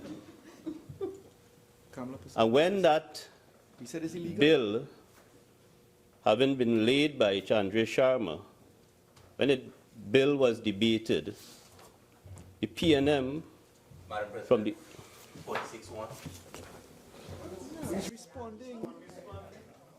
Minister Rambharat is responding to which I had ruled relevant for Senator Mark to raise. Okay? Continue, Minister. And immediately in this House, Senator Subhash Pandey, as he was then, having spoken to the bill, in response, then Senator Penelope Beckles put it on the record right away that the PNM was in support of it. The opposition was in support of the bill. Understanding, Madam President, that the EBC, a creature of the Constitution, has some interaction with the executive, but only minimal interaction. And that interaction involves using the executive to lay the reports of the EBC in the Parliament, as the law requires it to be done. And when those reports, compiled over a period of time, ran out of the period limited to be brought to Parliament, Chandra Sharma, the minister and MP as he was then, brought the bill. And at that time, the PNM did not take the position, or there's absolutely no consideration that this was something underhand, illegal or anything like that. In fact, in the other place yesterday, the opposition leader talked about how many bills and how many attempts have been made to validate acts in this Parliament. And in relation to EBC, it is very important that we recognize, even though Senator Mark does not understand it, that in relation to the EBC, the executive has very, very minimal involvement, and the EBC is allowed to do its work election after election. And in his presentation, of course, there was absolutely no regard to the facts or to the law. There was absolutely no reference to what the THA Act says in relation to the fixing of the date. There was absolutely no reference to the THA Act in relation to the role of the President and the Prime Minister. There was absolutely no regard to the Representation of the People Act, which is not surprising. and which is Senator Mark, notwithstanding it's a Saturday, it's the same Senator Mark that we have to listen to throughout the week. What this bill does, Madam President, this bill recognizing that we have before us an issue that involves the Constitution, the THA Act, and the Representation of the People Act, this bill simply tries to overlay and correct an error so that we can give effect to the calling of this election and the writs which were issued in support of this election. And what is the purpose of the election? The purpose of the election is to give the people of the electors in Tobago an opportunity to cast their votes and make their choice. The effort here is to validate so that the election can go on. And the opportunity, Madam President, remains with anybody who wants to challenge the election through the petition process. Let me say one more thing before I close, Madam President, in relation to the Representation of the People Act. You know, Senator Mark in particular has called the Prime Minister's name and held the Prime Minister responsible. And if you go through the Representation of the People Act, there's absolutely no reference to the Prime Minister. There's no role. The primary role in the conduct of elections in this country resides with the Elections and Boundaries Commission, and there is a role for the President of the Republic. And that is it. The Prime Minister plays no role. And in relation to the THA, the Prime Minister's role is restricted to Section 22(2). There are other places in the THA Act, for example, in the appointment of a Chief Administrator, that it is the Prime Minister who must consult with the Public Service Commission and the Chief Secretary prior to the appointment of a Chief Administrator. But in relation to this election, neither the Representation of the People Act or Section 22(2) gives a role to the Prime Minister in the manner in which Senator Mark suggests. Before I close, Madam President, I want to thank the staff of the EBC, the staff of the Attorney General's Office, the President's staff, and the staff of this Parliament for working what I imagine would have been hard in research and preparation to call the House back yesterday in extraordinary circumstances and to bring us here into the Senate to do what is very simple, to correct what is an error in the identification of the nomination date, so the people, those who can vote in Tobago, can have their say on Monday. I thank you. Senator Ramdeen. Thank you, Madam President. Madam President, we are here today on a Saturday to debate a bill, an act to validate the date for the taking of the poll in the election of assemblymen to the Tobago House of Assembly and for related matters. And Senator Rambharat started by wishing everyone a happy Saturday, and I too wish to do that. But I want to take up on a point that Senator Mahabir made in his contribution, which is that we must understand the opportunity cost to all of us and to other persons who are affected by us being here on a Saturday to debate this bill. Because I am not happy to be here on a Saturday to debate this bill, because I do something very sacred on a Saturday, and I'm happy that it is the Honorable Attorney General who is piloting this bill in this Senate today. Because on a Saturday morning, Madam President, my Saturday is devoted to feeding 50 homeless people every Saturday that I have been doing for the last 5 years in the constituency of San Fernando West. So today, when I am here, the people who are opposite the court underneath the photocopy shop, the people on Morcorapo Street, Harris Promenade, and at the bottom of High Street, they didn't get no lunch today, they will get dinner today, because I have to be here to debate this bill at the behest of the Attorney General. So that is how I want to start.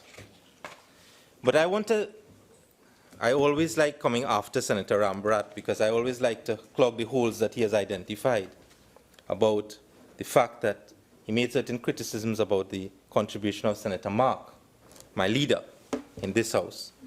So let me start off, Madam President, by doing what Senator Rambharat said was not done by Senator Mark, which is this is a very important piece of legislation. And it is very important because let me start with the Constitution. And Section 1 of the Constitution enshrines that the Republic of Trinidad and Tobago shall be a sovereign democratic state. That is what it is, Section 1. And I always like when the Attorney General quotes the names of all these cases that he refers to over and over. I will just refer to a few. And the first one I want to refer to and read into the records is a case of the State of Mauritius and Korati, a decision of the Judicial Committee, and it is to be found at 2007, 1 appeal cases. At page 80. It was a decision, the majority of which was delivered by Johann Stein. And I want to quote, Madam President, what the Privy Council said about Section 1 of the Constitution that enshrines Trinidad and Tobago to be a sovereign democratic state.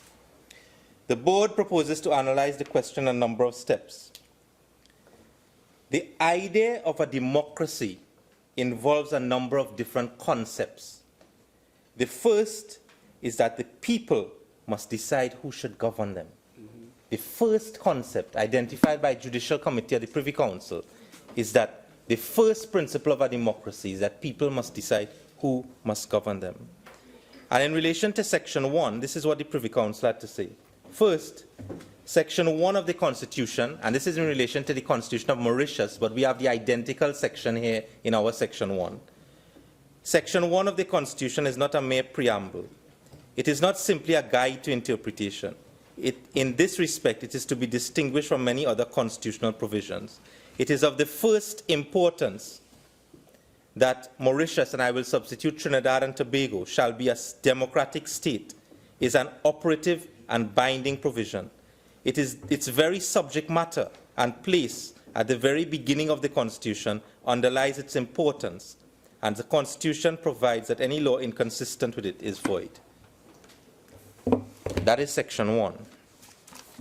We are here today to deal with a bill that affects the ability of the people of Tobago to decide who will govern them.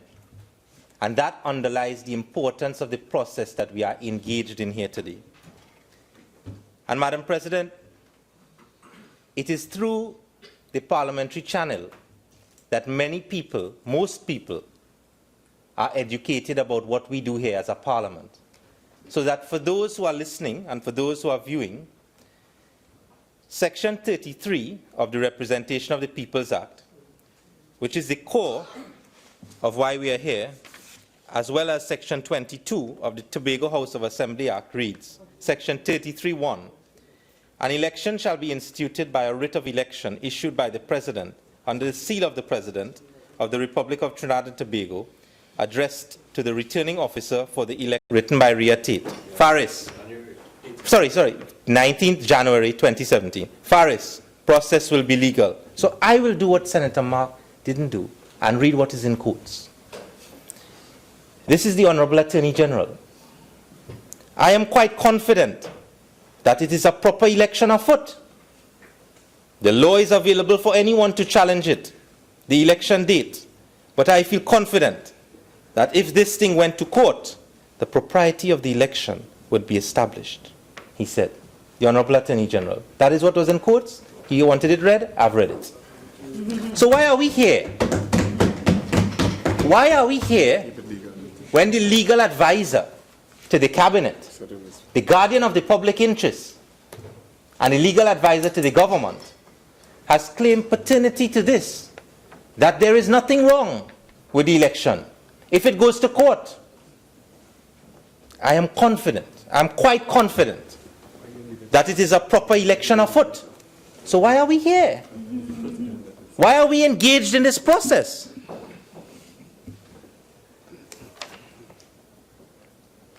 I just want to make sure, Madam President, not to be said to be wrong, that there's anything else in quotes to be read, but I don't think there is.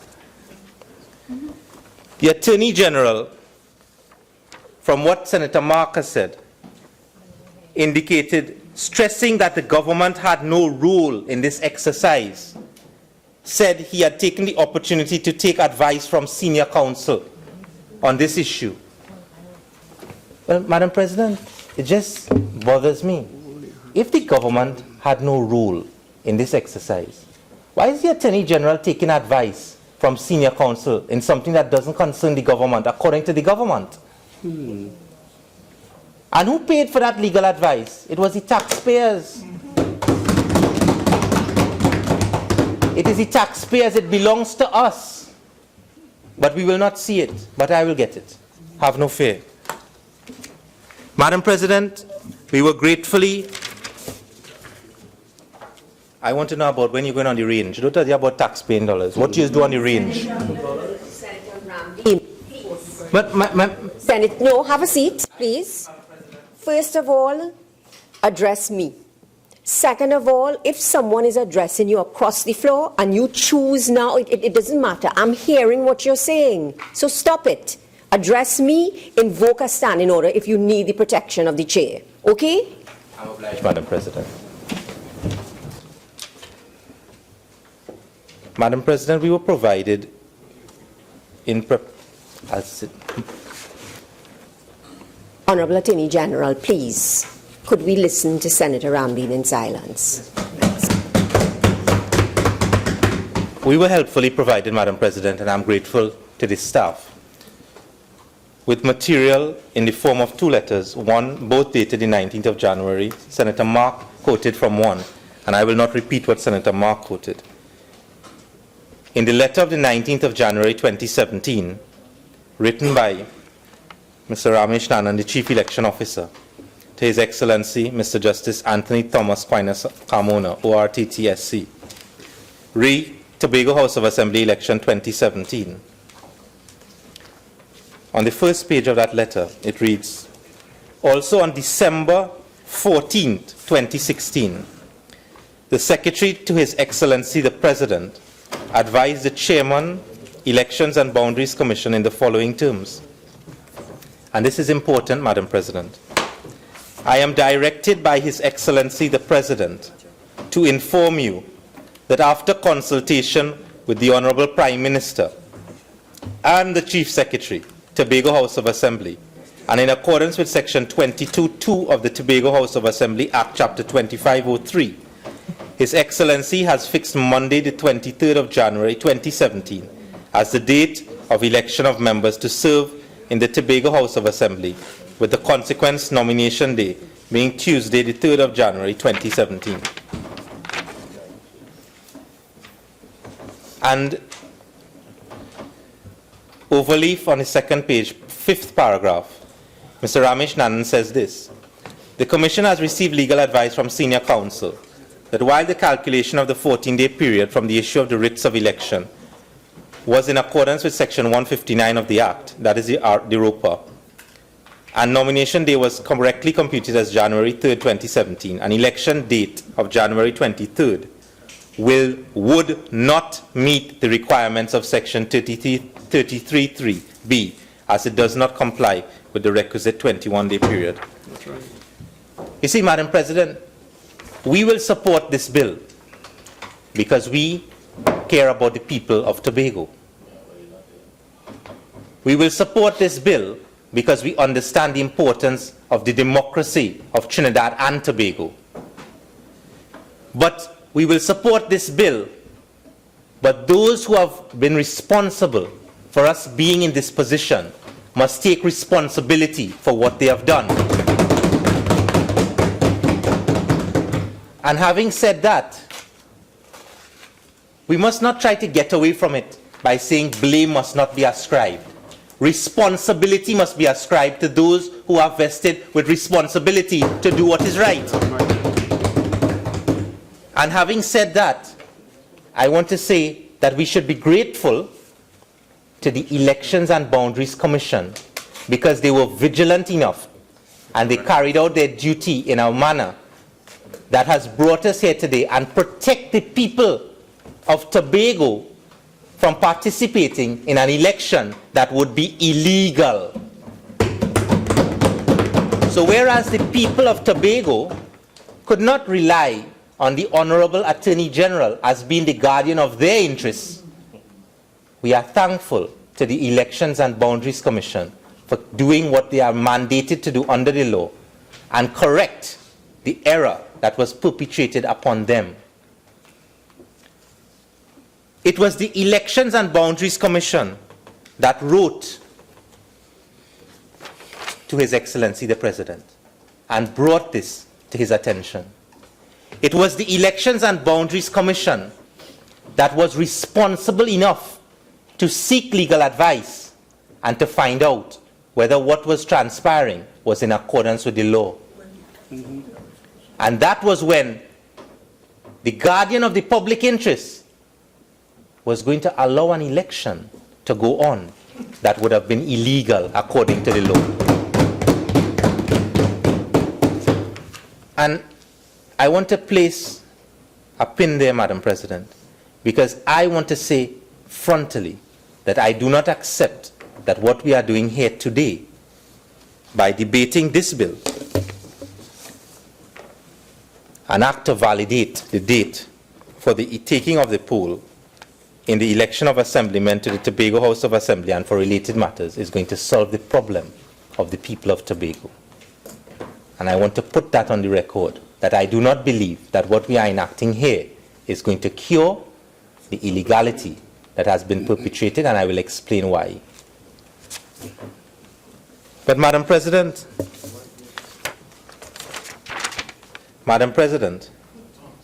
the position is that the EBC did what they were supposed to do, but one would expect, Madam President, that someone holding the position of the head of the executive of the country, the Honorable Prime Minister, when consulted as the law requires His Excellency to do, and as His Excellency did. Because Senator Mark pointed out that when the EBC wrote to His Excellency the President, they were unequivocal in their language. I shall be grateful. This is the EBC writing to His Excellency the President. I shall be grateful if you will put in train the necessary procedures and take action to give effect. Listen carefully. Let the people of Trinidad and Tobago listen carefully. To give effect to the decision of the Prime Minister. What decision was that? That is the EBC writing to His Excellency. I shall be grateful if you will put in train the necessary procedures and the appropriate action to give effect to the decision of the Prime Minister. When a Prime Minister is consulted on a matter that affects the democracy of our country, and for which we are called here today to deal with, one expects that the Prime Minister will consult with an Attorney General. One expects the people of Trinidad and Tobago expect that you will take advice. And if something is wrong, the purpose for which you are being consulted is to ensure that that process contains no error or suffers from no irregularity. So when that date was proposed and there was consultation by His Excellency the President with the Honorable Prime Minister and with the Chief Secretary of the Tobago House of Assembly, the people of this country, and more particularly the people of Tobago, would expect that there would be some type of meaningful consultation. They would expect that what comes out of that consultation will be an outcome that will be in accordance with the law that governs us and governs them. And what came out of that consultation was far from that. And like I said before, and I will say it again, they were robbed of 1 hour then, and a day is being taken away now. That cannot be right, Madam President. The people of Tobago, when the election writs are sent out, are entitled by law and the Constitution, the Representation of the People's Act and the THA Act, to an election according to law. Those persons who have filed nomination papers have an expectation that that election is going to be held in accordance with law. And today, when we come here, Madam President, with this act to validate, we were helpfully provided, and I thought that the Attorney General, the Honorable Attorney General, would have also given thanks to Ms. Deborah Peake, Senior Counsel, who provided the advice in this matter. Because it is on her advice, as far as we are concerned, that we are here. Because we have seen no other advice. We've been told, but we have not seen. And much of what the Honorable Attorney General said, I want to start again by correcting it because this is like a tutorial. The Honorable Attorney General cited again another case called Simpson from the New Zealand Court of Appeal and said that these time limits are time limits that are directory and not mandatory. Well, let me just bring the Attorney General back all the way from New Zealand to the High Court of Trinidad and Tobago on Knox Street in the Hall of Justice and remind him of a decision given not too long ago, which he is not referred to, Bonifacio Mahabir versus Maxi Coffee, a matter of some national importance that was decided very recently in the High Court, where the Honorable Madam Justice Dean Armorer ruled that the election rules under the ROPA, the Representation of the People's Act, that governs us and governs the people of Tobago, are mandatory and not directory. That was the reason why, when the election petition of Mr. Maxi Coffee against Mr. Maxi Coffee, a member in the other house, was 1 day out of time, it was thrown out because the provisions are mandatory, not directory.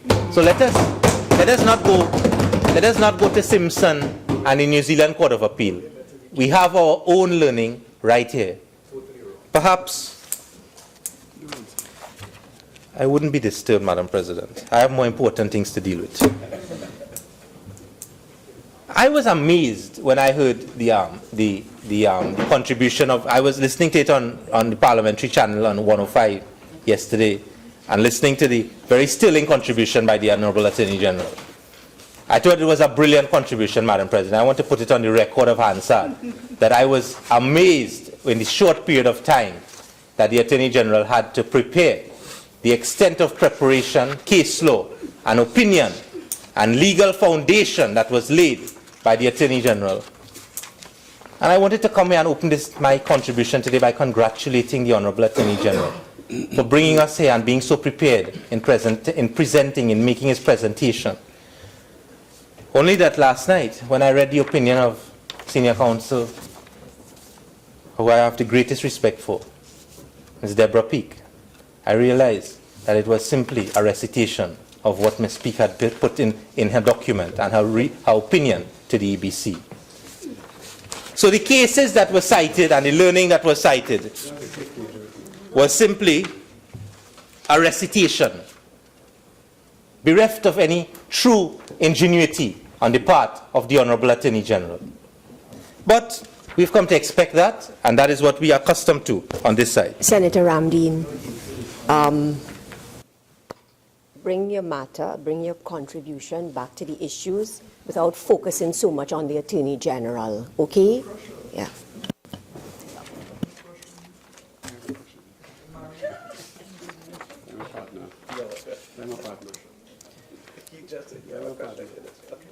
Madam President, the purpose for which we are brought here by this bill is to validate, according to this act, the writs and more particularly, if I can take you, Madam President, to section 3.1 of the bill. It says, with a marginal note, that election date and writs deemed to be lawful and valid. The date specified in the writs for the taking, and I quote, Madam President, from the bill, the date specified in the writs for the taking of the poll at the election shall be deemed to have been as lawful and valid as if the date so specified had been fixed in accordance with the requirements of section 33(3)(b) of the Act. And subsection 3.2 says the writs shall be deemed to have been as lawful and validly issued as they would have been had the date specified for the taking of the poll at the election been fixed in accordance with the requirements of section 33(3)(b) of the Act. Madam President, I respectfully say that this does not cure the difficulty that we find ourselves in. And the reason for that is that when the writs were issued and the candidates would have filed their nomination papers, there would have been certain expectations that would have arisen as a result of those acts that would have been done. Persons would have relied upon the dates and had an expectation as a result of what would have been done by virtue of those writs being issued. And coming here today to validate the writs will not cure the legal consequences that will flow from what transpired thus far.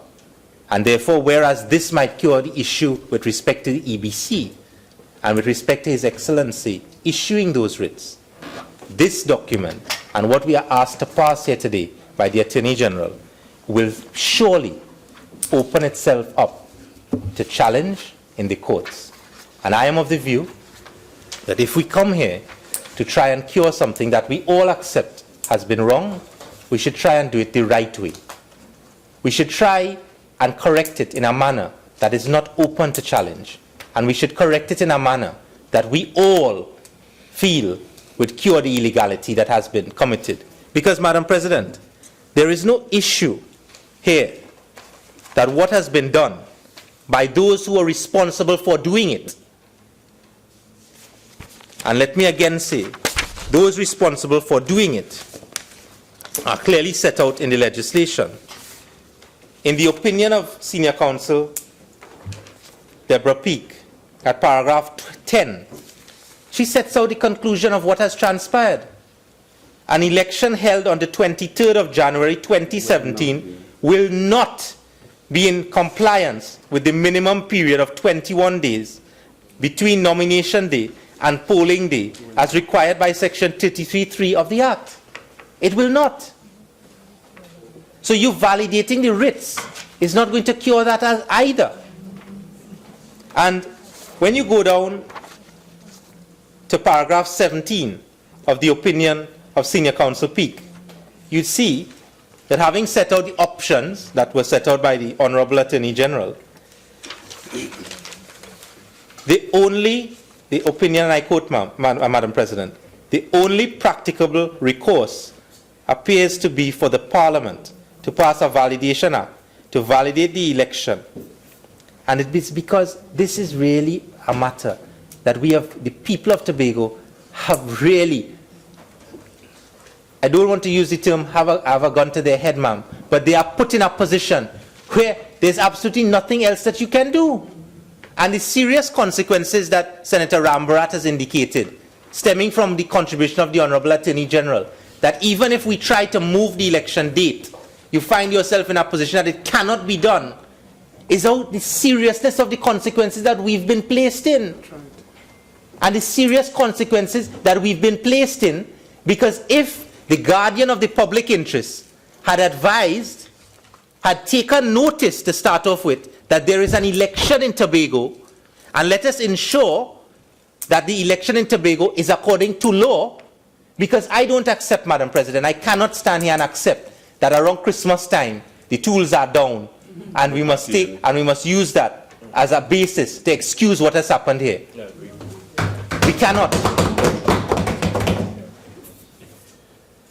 It is important at any time, because it is important to us to be here on a Saturday to try and fix what has happened. An election is the cornerstone of our democracy. It is the cornerstone for the people of Tobago to understand and to have a right to elect the people who will govern them. And as a result of that, must be that when consultation takes place, it must be consultation that is meaningful. What we are asked to do here as a Senate is an error that has been perpetrated by the Chief Secretary of the Tobago House of Assembly, participated in by the Prime Minister, and put into effect by His Excellency the President on the advice of, on the consultation with those two people. And like Senator Mahabir has said, and like Senator Mark has said, we cannot continue to have mistakes being made in the democratic process that is enshrined for us to elect those who govern us. It is too important.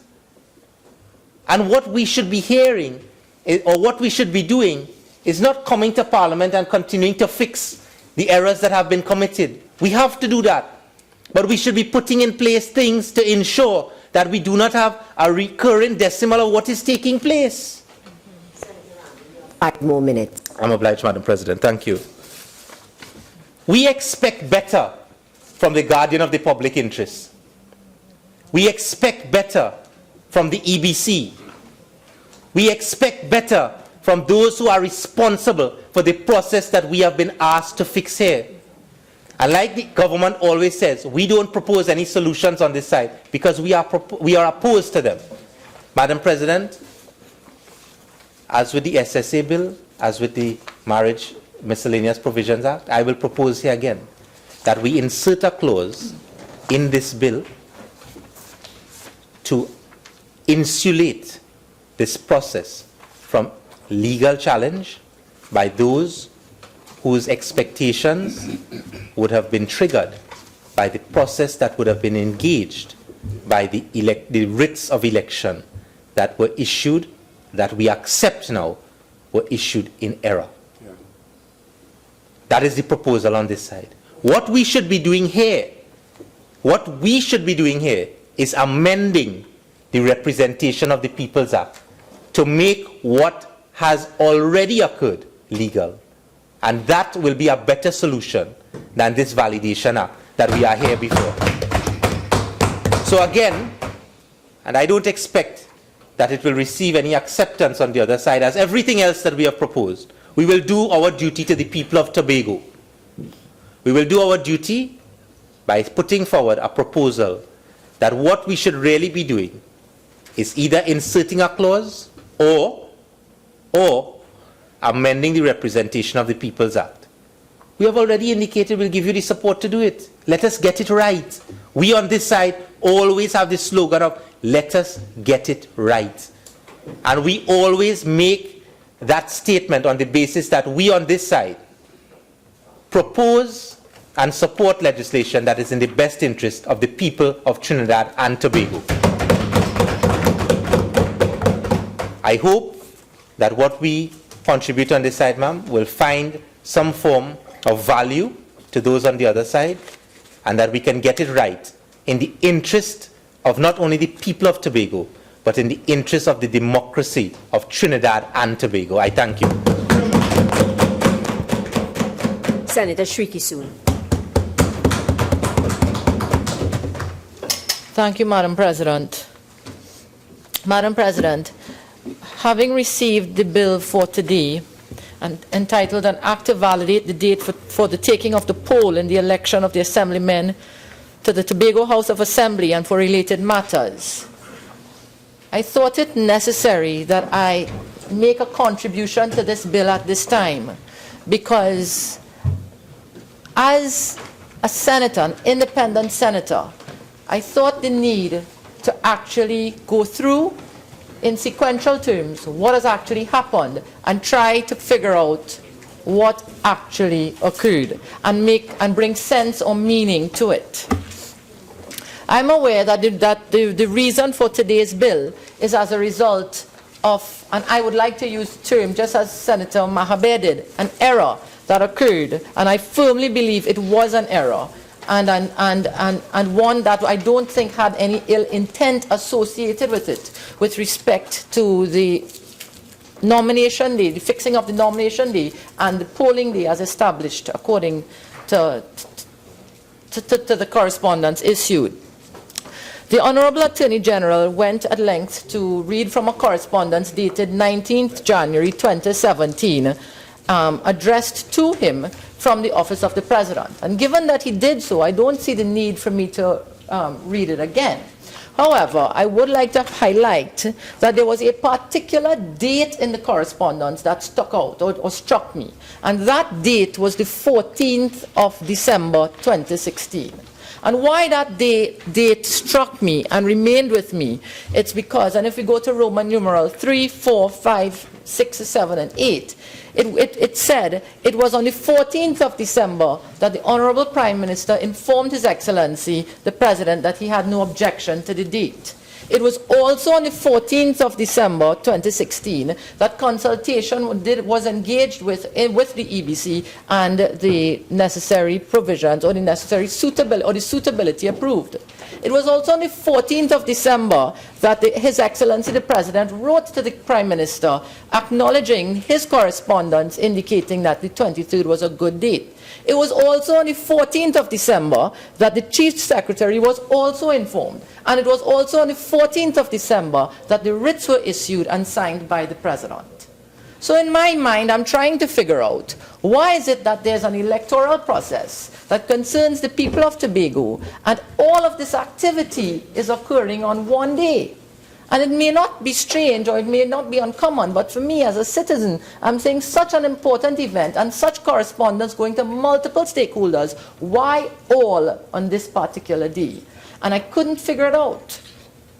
And I was trying to find the rationale and the reasoning for it.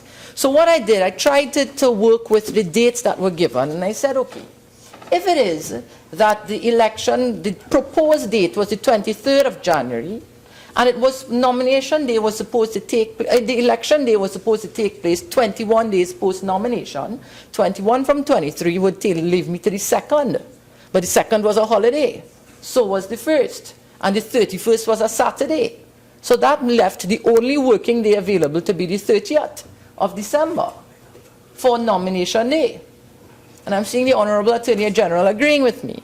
And if the 30th of December was the correct date, if the polling day was supposed to be the 23rd, then nomination day should have been 14 days before that, which would take us to 30 less 14, which would be the 16th. But there was Christmas Day, there was the second holiday for Christmas, and then the Boxing Day, which takes us 3 days earlier, which would bring us to the 13th of December. And therein lies an issue in my mind. If the proposed date, as it should have been, or as if the proposed date was the 23rd, then the date that the writs were supposed to be executed in order for the election to take place on the 23rd should have been the 13th of December. But herein lies all the correspondence, all the activities from the Office of the President, Office of the Prime Minister, EBC, THA, and writs occurring one day later. And therefore, in my mind, from the time the process was initiated on the 14th, there was no way, according to the laws of the Trinidad and Tobago books, that the election on the 23rd of January 2017 could have in any way been lawful. Because according to the time frame and time utilized and specified, the 13th of December would have been the last day that everything could have occurred according to the laws of Trinidad and Tobago. And here it is, we're seeing everything occurring on the 14th.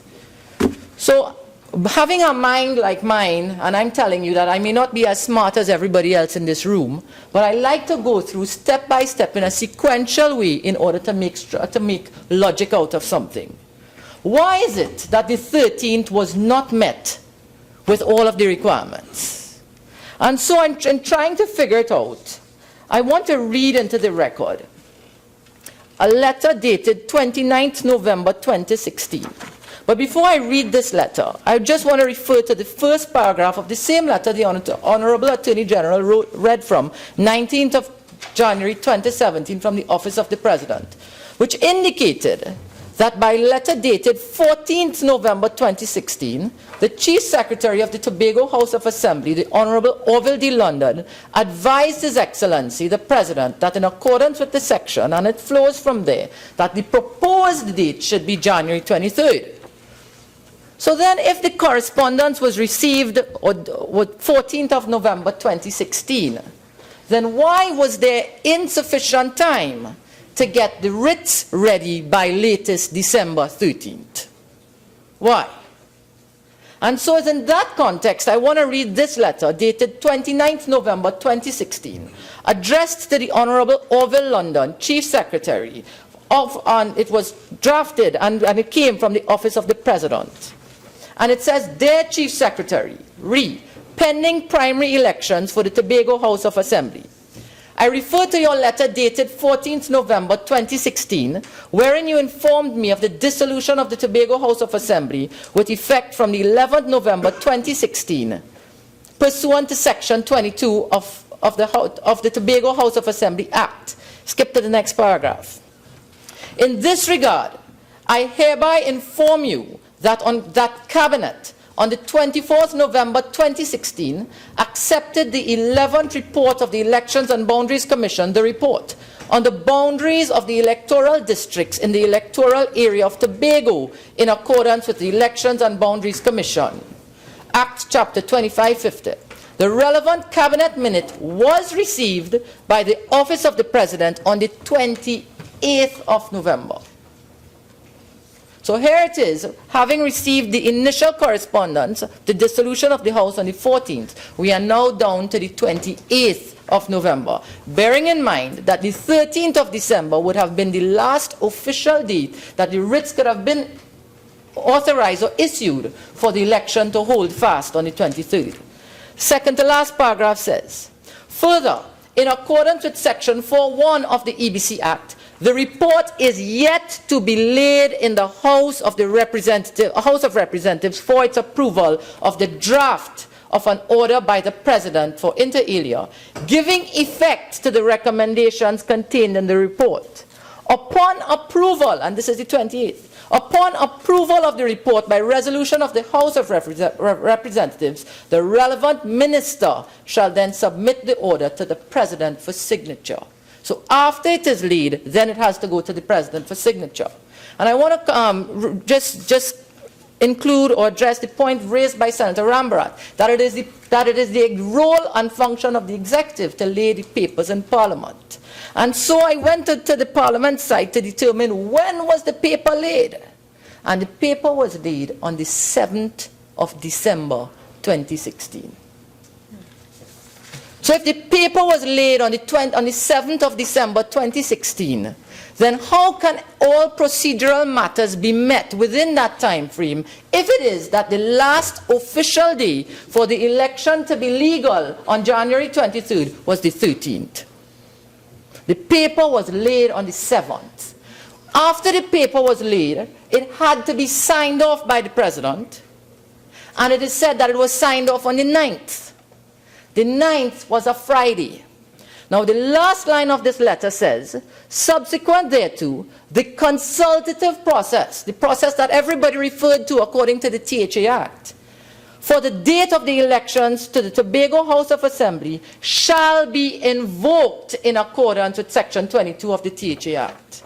So here it is, the President is saying, I am willing to engage in the consultative process, but the facts of the matter, or what has to be done prior to the consultative process, has not been done.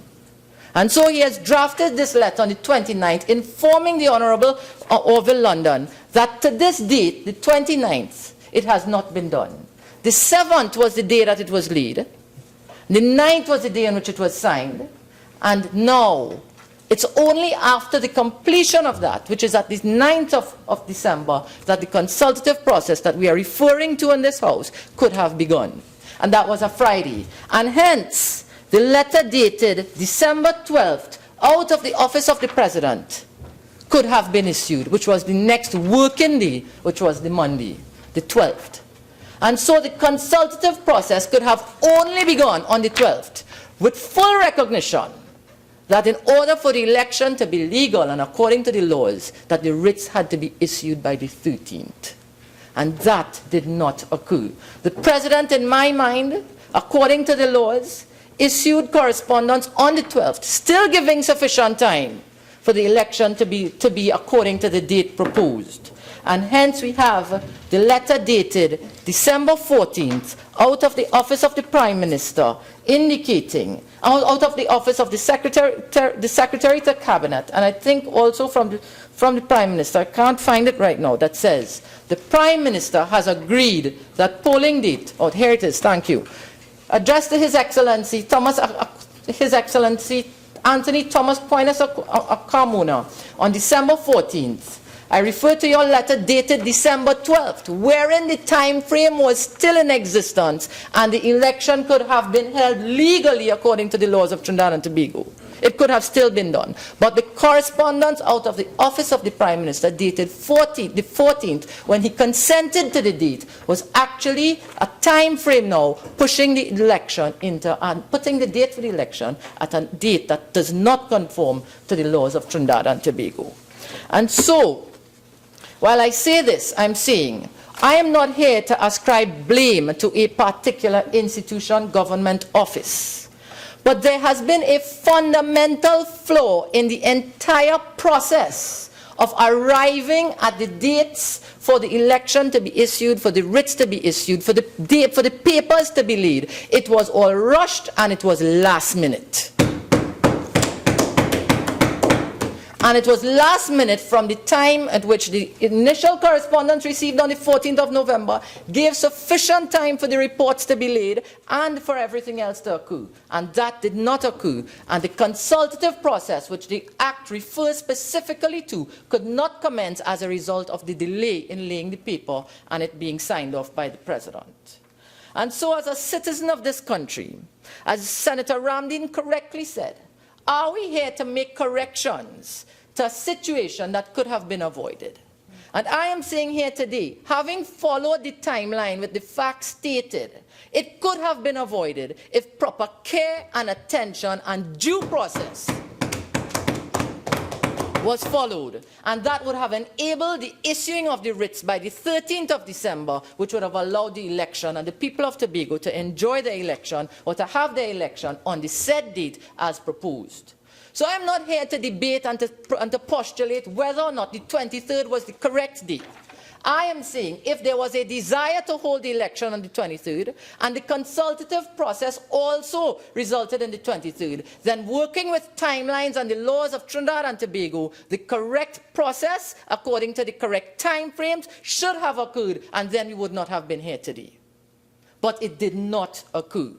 And as a citizen, as a young man in Trinidad and Tobago, I am saying the last-minute approach to governance, the last-minute approach cannot work. It cannot be standard operating procedure in Trinidad and Tobago for the last-minute approach to be the approach in formulating laws and policies that governs the people of Trinidad and Tobago. And so I'm saying today, and I want to refer to the position that FATCA is at right now. And I understand the dilemma. No. Have a seat, Senator.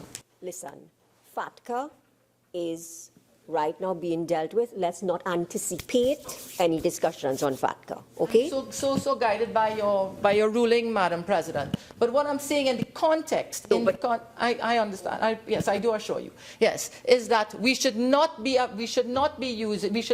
waiting for deadlines to be approaching us, for us to get into high gear to resolve the situations.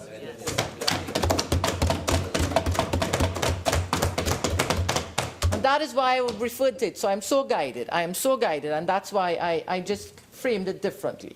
So I'm saying as a citizen of Trinidad and Tobago, I would prefer that this style of governance and approach to governance be addressed. And what happens when we do this in a rushed manner? If we look at the legislation that we are referring to today, at least 14 days post the writ for nomination, and at least 21 days post-nomination day, we would realize that it is so last minute that according to the law, we chose the minimum time frame. Why couldn't it have been 15 days or 16 days? Why couldn't it have been 22 days or 23 days? And build into the system areas for contingency so that when matters arise, we are still within the time frame. But we last minute, and because we are last minute, we're now going to the minimum time required according to the law. And that I have an issue with. So that I'm saying here today, and as I close, because I'm finished with respect to this, as a citizen, I am concerned that this situation is before us. Because in my mind, according to the timelines that I have demonstrated and illustrated here, that it could have been avoided if proper care and attention was given to due process.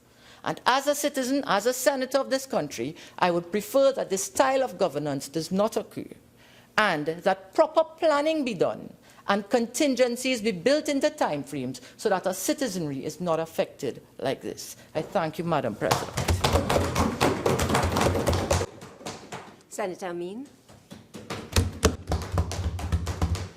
Thank you very much, Madam President. Madam President, I rise in this extraordinary sitting under extraordinary circumstances to join in the debate on an act to validate the date for the taking of the poll in the election of assemblymen to the Tobago House of Assembly and for related matters.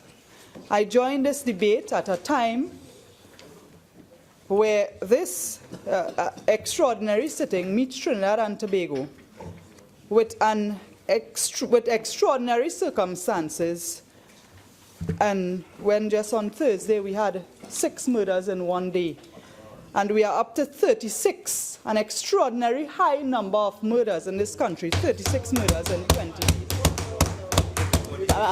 Point of order. 46-1. Yes. Senator Ameen, let us deal with the matter and the business that is at hand in today's sitting. Okay? Thank you. Madam President, I really raised that matter to say that although... So here's the story. When I rule that something is irrelevant, we don't go back to that. Okay? Thanks. Madam President, I assure you, I'm not going back there. Madam President, I hope to, this morning, I want to indicate that I have no problem in voting in favor of this validation, given the fact that the provisions for the power to adjourn an election under Section 34 of the Representation of the People's Act, namely the existence of a state of war in Trinidad and Tobago, the declaration of a state of emergency, C, the occurrence of any earthquake, hurricane, flood, fire, outbreak of pestilence or outbreak of infection or disease, D, the likelihood that the revised list of electors for all the electoral districts will not be ready for the day, and E, that the likelihood that any essential electoral equipment, supplies, or materials will not be available. And I just paraphrased, but considering that at present those circumstances do not exist to give to provide for the adjournment of the election. Madam President, I plan to be brief because I really feel that this is a simple matter, and it's unfortunate and that you would have had members in this debate and even in the public domain trying to lay blame at the feet of the President of Trinidad and Tobago. Madam President, quite frankly, in the process used to determine the date, it's very clear in that the President, in consultation with the Prime Minister and the Chief Secretary of the Tobago House of Assembly, the President, after consultation, will determine the date.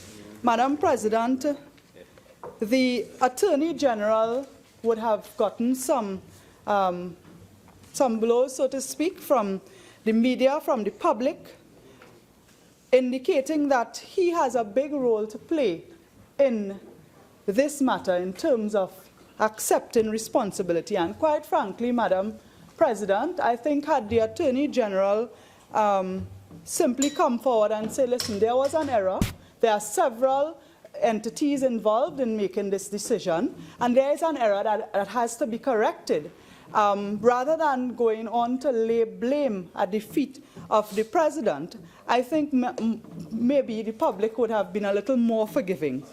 But as we are here now, I want to indicate, Madam President, that there was the opportunity for this matter to be corrected before, instead of having to come here. And I refer to a document provided by the, circulated to all of us, and it is the letter from the Secretary to the Cabinet to the Chief Elections Officer of the Elections and Boundaries Commission, dated December 14th. And it reads, the Prime Minister has agreed that polling day be Monday, January 23rd, 2017, for the election of each of the 12 electoral districts of Tobago as defined in the schedule to the EBC and so on. Madam President, I just want to take the first line. The Prime Minister agreed that the polling day be Monday, January 23rd, 2017. This came out of the Cabinet because it came from the Secretary to the Cabinet, and the Attorney General, as legal advisor to the Cabinet, had the opportunity to indicate that based on... Senator Ameen, you've had previous speakers in the debate, and they have raised this point quite extensively. It has been raised by two former speakers. So I would ask you in your contribution to not spend so much time on that particular point, okay? Madam President, I didn't plan to spend much time on this point. So as I was saying, that the opportunity existed, and for anyone to say that it is solely for the President to determine is incorrect. And quite frankly, as I say, perhaps there is still opportunity in the winding up of this debate for the Attorney General to perhaps indicate, that he's sorry that he missed the opportunity to give proper advice to the Cabinet. And, Madam President, I'm being disturbed. Right. So, Madam President, there are a number of other instances which I want to express concern where the decisions and the advice of the Attorney General is concerned. The Office of Attorney General is one with a heavy responsibility, and I am sure that the holder of the office at this present time would know not to take some of the attacks on the public domain personally. But quite frankly, where we see a pattern developing, where there is already one piece of legislation being struck down in the courts, because that was the act to have to change the appointment of the Commissioner of Police, where that was struck down in the court as being unconstitutional, where you had recently the Dr. Hamid Ghani out of the University of the West Indies expressing concern. Senator Ameen. Yes. So you are going now, just try and get back to the issue at hand, okay? Madam President, the issue at hand, and I am indicating that I am expressing concern for a pattern developing, including the fact that we are here today to validate the date for the THA elections.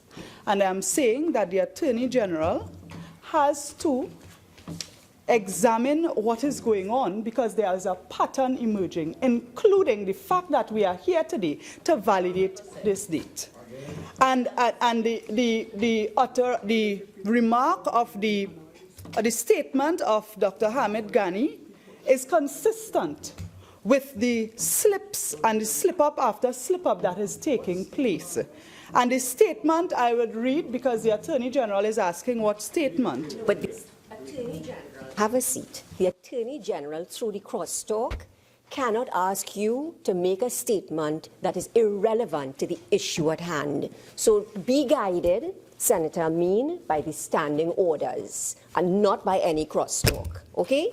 Thanks. The relevance of the statement, before I make it, Madam President, it is to point out that you are seeing a pattern of slip-ups from the Attorney General. And in fact, in many places, it is being called worse than slip-ups. It is being called incompetence and much worse. All right, Senator Ameen, have a seat.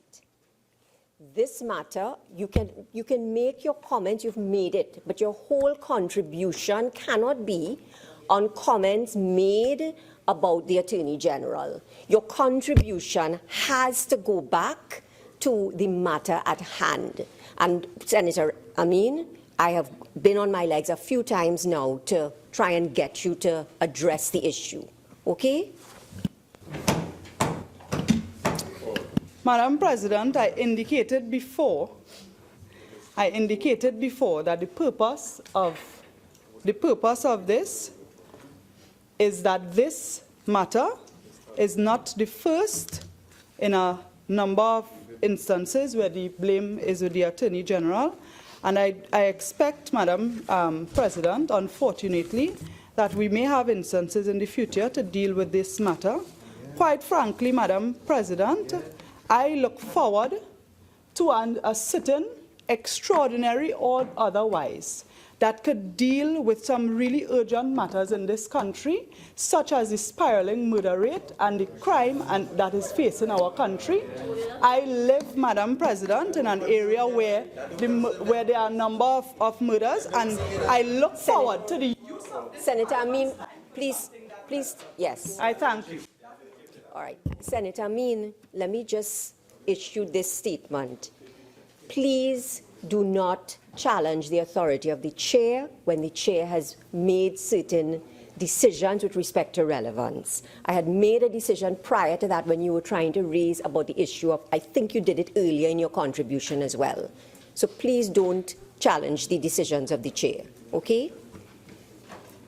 Senator Ramkissoon. Thank you, Madam President.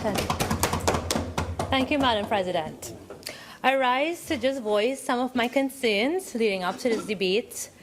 And I've heard a lot from the other place as well as today, and some of it in the media. So, Madam President, in my introduction, please allow me to just share some of my research that I did. And as always, I like to bring something a little different to the debate to add a different perspective. So I thought of the concerns that was raised and highlighted, and it was basically a legal aspect as well as a date aspect. So I said, okay, let me go a little back, because of course I am not a lawyer. So I looked up on the online dictionary, the legal online dictionary, what is law? And law is simply, Madam President, a body of rules of conduct of binding legal force and effect, prescribed, recognized, and enforced by a controlling authority. And I even went further to look at the Canadian Department of Justice, and their website even had where they broke down public and private law. Now, why I promise you, Madam President, this is going to align. Just allow me, please. Okay? Right. Laws in Trinidad and Tobago and throughout the world, right, laws can be divided into public and private law. And as I said, the Canadians had a really nice way of outlining it, and they stated that public law sets the rules for the relationship between the individual and the society. And if someone breaks a law, just like Trinidad and Tobago, it can be considered a criminal law, and it can be seen wrong to the society. And it can include criminal law, constitutional law, and administrative law. And that is the one that I wanted to highlight, the administrative law, which deals with the actions and the operations of the government. Now, I wouldn't deal with the private law because that's a law that sets the rule between individuals and is called civil law. And private law settles disputes amongst groups of peoples and compensate victims. That's the aim of it. And why did I look at laws? And why did I want to know what is a definition or legal definition of a law? And because laws are put in place, Madam President, to help to ensure a safe and a peaceful society where we can all live and enjoy. And the Canadian legal system respects, and it said their system is set up, to respect individual rights and ensure that our society is orderly. It applies the same law to everyone, and this includes the police system, the government, and the public officials. And all of them must carry out their duties according to the law. So in terms of, I looked up the administrative law, which is what I found that this is something, and this issue is kind of leaning into. And Harvard University did a nice study on it, and they presented a paper. And it said that administrative law refers to the body of laws, procedures, and legal institutions affecting government agencies as they implement legislation and administer public programs. So administrative law, Madam President, as a body of law, is part of the constitutional law, part of the statutory law, part of internal policy, and in some parts, part of the common law. Now, I found that I needed to do this research and kind of understand how this was being formed into a legal issue, because administrative law is very important and it should be considered to be mandatory, because that's why we have these numbers written into our law or legal system. So we are here today, Madam President, to talk about an unfortunate human error. And as we all know, 80% of our errors, or incidents, are caused by human error. Now in industry, we have the 80-20 rule, like in life. And we put things in place when we find an error. We have systems, we have different divisions that deals with these things. Now, what we have witnessed is a failure in our system, a breakdown of our systems that are in place to prevent such a case. Now, we are leaders, we are legislators, we are an example for others to follow. We as senators, we are legislators to write the law. If we cannot uphold and follow the law that we are writing, then we are kind of putting ourselves in an uncomfortable position. So, I do not know. We are here today to bring forward a validation bill to change a date, which is going against the written law of the date set. Now, we always have a case in Trinidad and Tobago based on the operationalization of our laws. I do not know if it's because of breakdowns of systems that we may see in other cases, because this particular scenario may be as a result of a breakdown in the system. And there was not sufficient, checks and balances being put in place to prevent such. We just heard from Senator Shrikissoon, who spoke about the dates and the various items which could have red flagged these items to note something is going to be wrong. We have different things that could have been done, and we're faced with a situation, what ifs, and we can always give different scenarios. We should have done this better, we could have done this better, but we're dealing with the situation at hand. Now, this is not something new. This is not our first Tobago House of Assembly elections.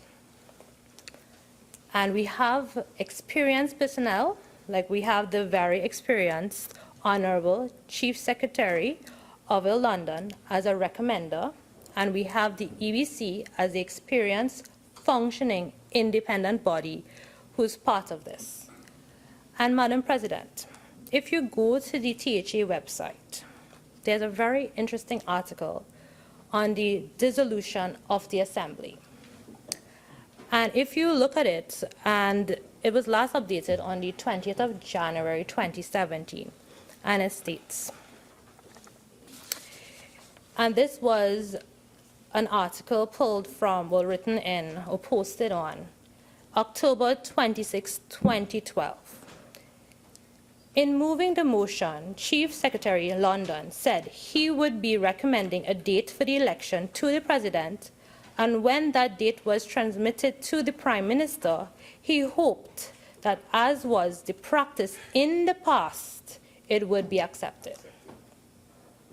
So, as other senators before me said, we are not here to blame game or play the blame game, but if these persons are in charge of a responsibility and they need to know that this is what was done, and we need to put things in place to prevent a repeat in the action, because we also learned in the other place this is not the first validation being brought to before Parliament. So this is now our second validation document or bill coming before Parliament.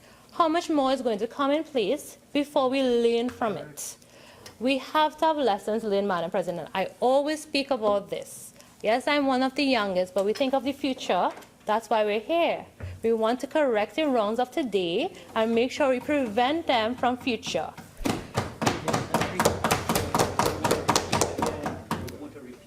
So, Madam President, we acknowledge we have a big breakdown of our system. Now, what can be done differently? And this, again, is a recommendation that we can all think about. We can look at the Canadian system again, Madam President, and they have fixed election dates.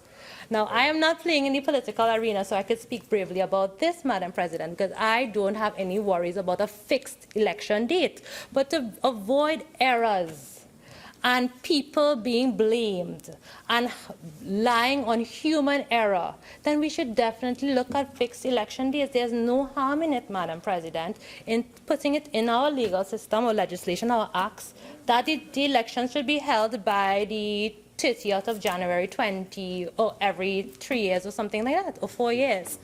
So that would avoid such debates like this being called out on a Saturday to talk about, I know we would love to see each other, but Madam President, we want to ensure that the future is secure. So that is my recommendation.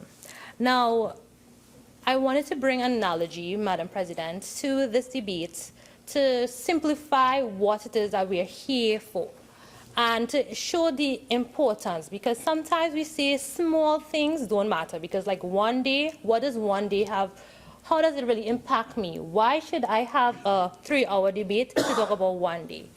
And I just found this was interesting, and I hope that you can understand my analogy. And how many persons can remember going back to the times when a place of worship was considered a very sacred place, when no one would speak out of turn, you would be very respectful. Trinidad and Tobago, that was one untouched place. People go there to lay their problems, they would go there for concerns, they go there for hope, faith, and for connection of people, with people. Today's society in Trinidad and Tobago, the 28th of November 2016 Express published robberies in churches. And it said another one happened in October. The reason I bring this analogy is because in the past, Madam President... Senator Ramkissoon, yes, I want you to come to the reason you're bringing this analogy, because the issue of relevance seems to be cropping up. So, yeah? Okay. Thank you. I thought that would happen, so I really said it was an analogy. No, seriously. The analogy is just to point out that things that affected us that we never thought we did in the past, we are doing now. And that is why I wanted to share that, because what we're doing now, we may think it is a simple duty to be coming to Parliament to change a date just because we made an error. but how does it impact us in the future? And that is what I'm very concerned of, because we cannot foretell the future. We cannot foresee and say, okay, what's going to happen to our election system, what's going to happen to the government in the future. And that is, Madam President, why I wanted to make a simple analogy, not to speak about crime, as I want to say, but just to say how I think this can impact and the dangers it may have if we don't align ourselves. Madam President, I do want to say that I have to join my colleagues in saying that I do recommend that we put preventive measures in place. So I would like to look at the Representation of the People Act to be amended. But I do have one question that I would like to put forward in the debate, and if the government ministers or any minister, any of the senators, can answer me, I would appreciate it. And that is in relation to Chapter 201, Representation of the People Act, Section 34, Part D and E. And this Section 34 deals with government authorized to adjourn polling day in an event of an emergency. And in the introduction, we heard that none of these clauses amounted to the adjournment. And I just wanted to know how come D and E wasn't, because D deals with the likelihood that the revised list of electors for all electoral districts or for any particular electoral district, will not be ready before the day appointed for the holding of the poll. Or E was the likelihood that any essential electoral equipment, supplies, or materials will not be available in adequate quantities upon the day appointed for holding of the poll.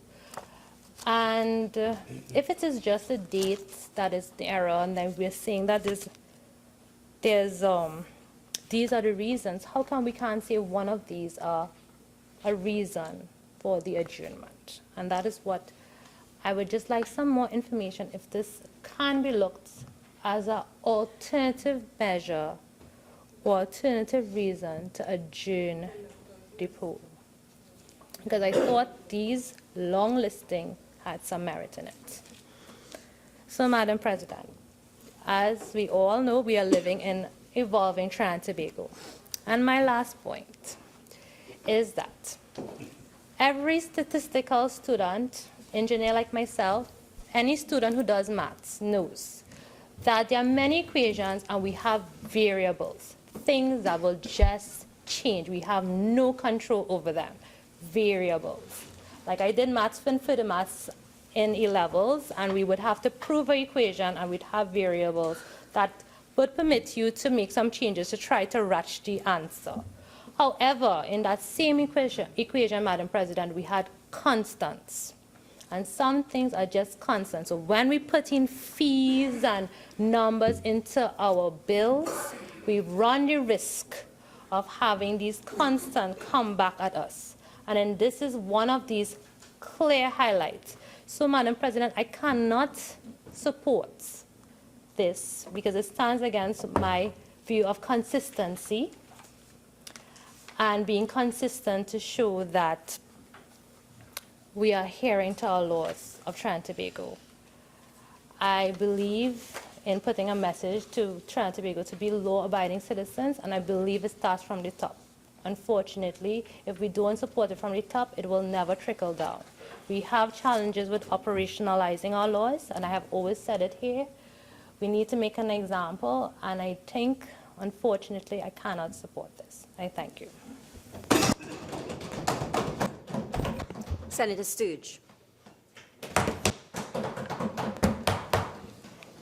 Good morning, Madam President. It's afternoon. Thank you, Senator Henry. Madam President, I am not a seven-day Adventist except on a Saturday.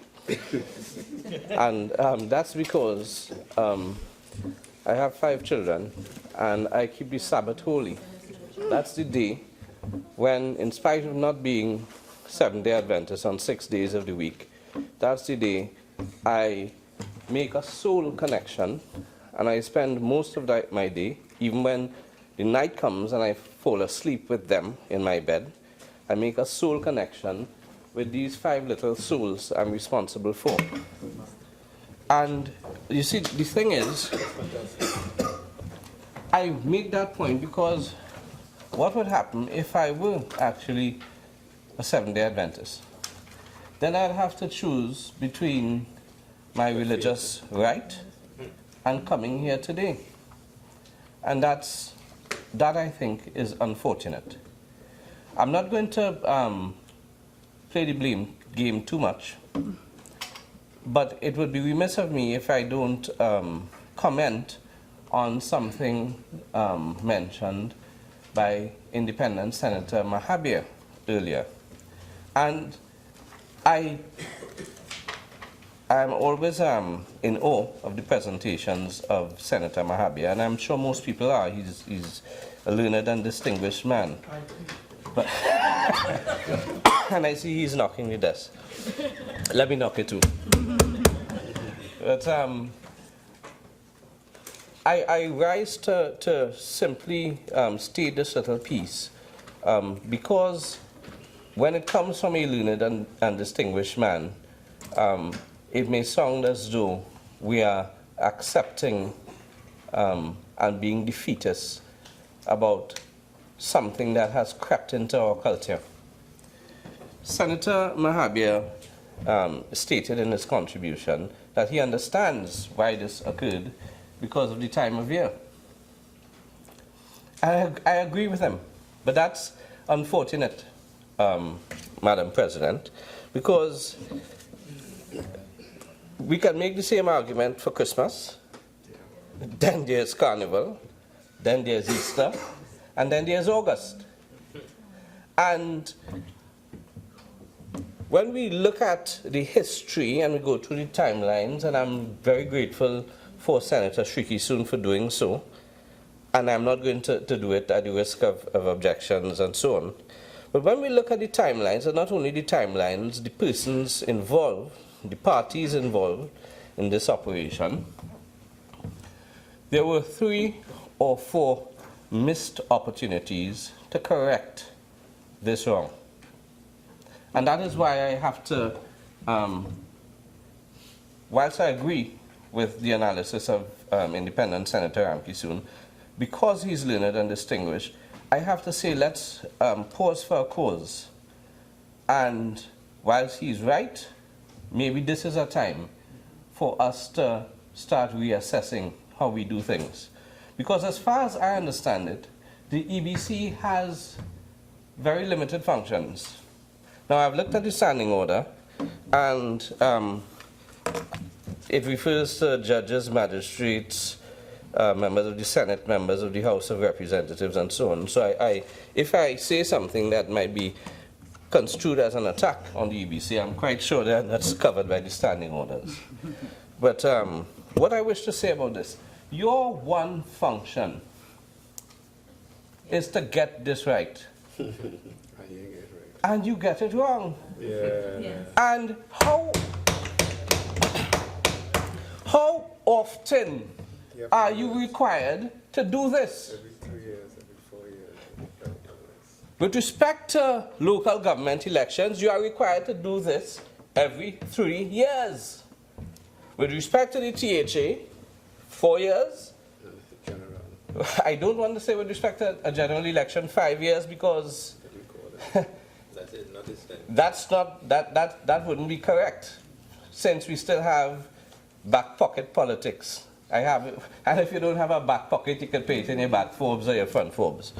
But the short point is, Madam President, is this institution had an opportunity to get it right and failed for whatever reason, and we cannot use Christmas, the time of year, as suggested by my learned friend, Senator Mahabir, as an excuse.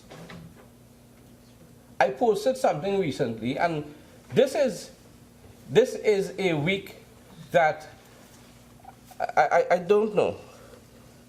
It's a week I would never forget. It's a week I would never forget, not only because I'm here on a Saturday and tempted to do what Senator Ramkissoon indicates she is going to do. But it's a week in which I abstained. And apparently the public doesn't know what abstention means. They're saying because I abstain, I support pedophilia. That's all the memes I'm saying. And I'm raising that because in the context of this case, if I vote against, I'll be demonized. If I abstain, I'll be demonized. Just like I was demonized this week. And I'm being demonized because somebody who has to do a job once every 3 years messed up. And that cannot be right. That simply cannot be right. And in any other country, there would have been a call for all man jack to go. Yeah.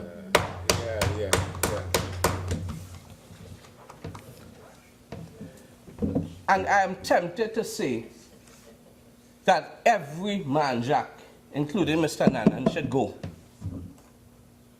Because I said it some time ago, and I said it in the context of what happened this week about my right to abstain and why I abstained.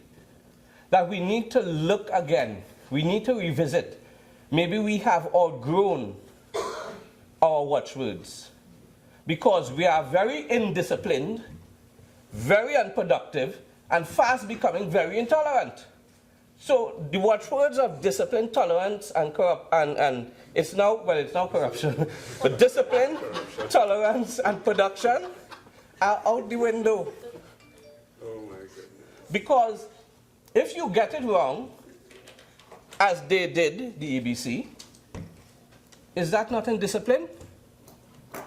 And they were probably indisciplined because that was an unproductive time of the year, as Senator Mahabir is saying. But anyway, going back to, and the difficulty about talking after Senator Ramdeen in particular is that there's very little law I can raise. And Senator Shrikissoon knocked the wind out of me by going through the timelines. So I'm not going to go through all the correspondence, except to say, however you wish to spin it, this is what happened. The Chief Secretary suggested a date, the Prime Minister agreed, and the EBC said, it's in order.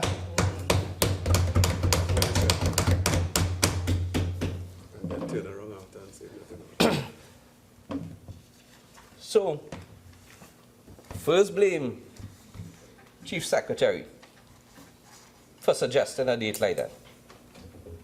Well, if he missed it, then we had the Prime Minister who has to agree. And he missed it, and then the EBC, whose responsibility it is to ensure that even if the other two got it wrong, they should get it right, they missed it.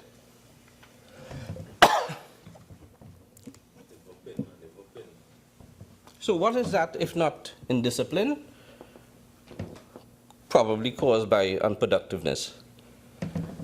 And you see, the thing is, however we choose to construe it or misconstrue it, in this country, we have what is called a prime ministerial dictatorship, for want of a better word. And I'm not going to say I coined that. I got that from one of my books. I believe it was from D. Smith and Brazier on constitutional and administrative law, when they referred to the style of former Prime Minister Margaret Thatcher and how she ran her government and disregarded everyone else, and including her cabinet ministers and so on. She had her little circle. And this is relevant in the context of this case.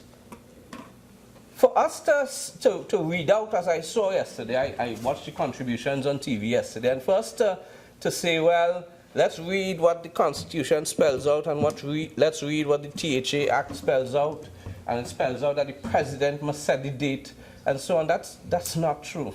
That's playing with words.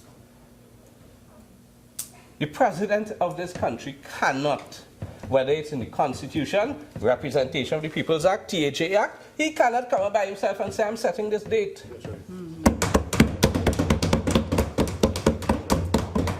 So read what what you want and how you want it, that is misleading the public. And Senator Sturge, just be careful about how you're putting things across, all right? Because you're imputing improper motives in respect of a presentation that was made to the Parliament, okay? And let me make it clear, I'm not targeting the Attorney General. I was referring to another contribution made. But I agree with what you said, and I'll move on. You understand, Senator Sturge, that it's not, the Attorney General is not the only member of Parliament. There are other members of Parliament, okay? Well, let me put it this way. For anyone to stand up and read out, whether inside or outside the Parliament, read out provisions of the Constitution or any other law which seems to give the public the impression that a president in this country can set an election date, that is not correct. That is right.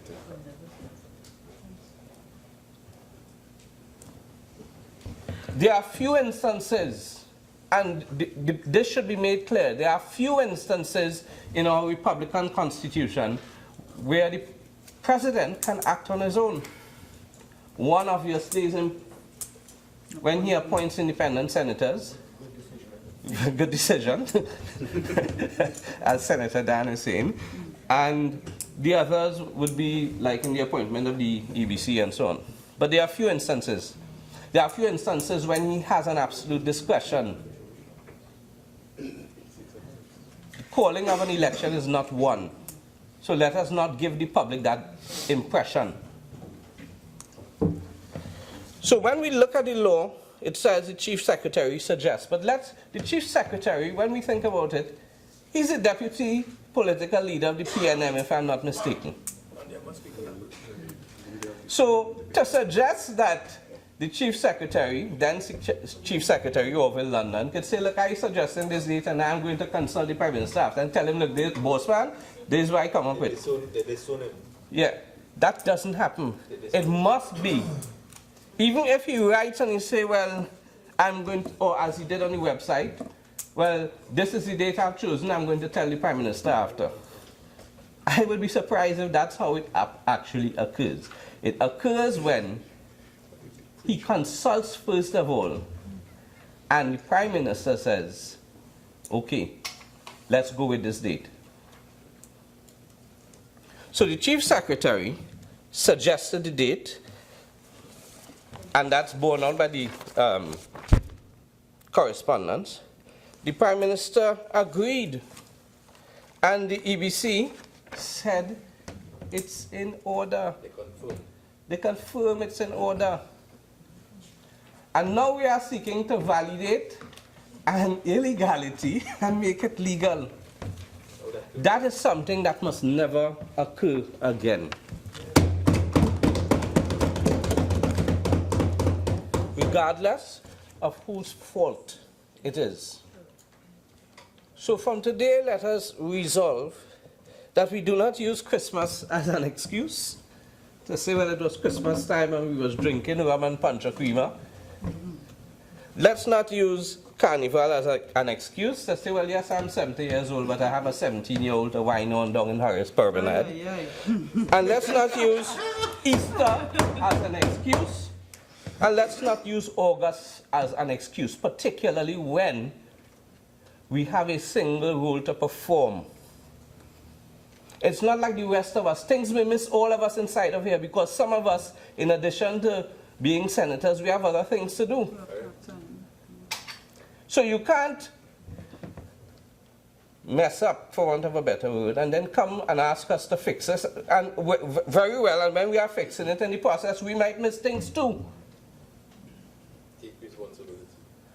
As we have missed, and Senator Ramdeen pointed it out, and I would draw attention to a similar clause that was raised some time ago. But when you are validating, and there's a risk that legitimate expectations may arise and rights may accrue, you insert in the bill a clause to say that no rights will accrue as a result, or no legitimate expectations would arise as a result. You basically negate those rights and legitimate expectations. So, I think I've been speaking for more time than I anticipated, so I hope we can bring this to an end. I hope I'm the last speaker, barring the Attorney General, so that, oh, you are, jeez, praise the Lord, sorry, praise the Lord, he's my colleague, so that we can all get back to our Saturday business of making soul connections and so on. I thank you. Senator Samuel. Oh, Senator Chote. Thank you, Madam President. It seems to me that yesterday a storm started brewing, and unfortunately, after looking at the documentation, it seems to have been, or it seems to be, a storm in a teacup. I think what we need to recognize is that all we are trying to say is that there was a bureaucratic error which resulted in the election being placed on one day as opposed to the other. In my respectful view, nobody's rights have been infringed, because anyone involved in the elections in Tobago will have operated under the same difficulty. That's to say, nobody got an advantage out of this. Why I stand to speak today, though, is because I think in this upper house, we ought to make sure that when we speak about facts. So one of the facts that we cannot ignore is that on the 14th of December 2016, the Secretary to the Cabinet of Trinidad and Tobago sent a letter to the Chief Elections Officer of the Elections and Boundaries Commission, with the subject matter being polling day in respect of the THA elections. And I read it with your leave, Madam President, into the record. The Prime Minister has agreed that polling day be Monday, January 23rd, 2017, for elections in each of the 12 electoral districts of Tobago, as defined in the schedule to the Elections and Boundaries Commission, in brackets, Local Government and Tobago House of Assembly, close brackets, open brackets, Tobago, close brackets, Order 2016, in brackets, legal notice number 191 of December 9th, 2016 refers, close brackets. I shall be grateful if you will put in train the necessary procedures and take appropriate action to give effect to the decision of the Prime Minister. I place that on the record because much of this storm which was created yesterday was because it appeared that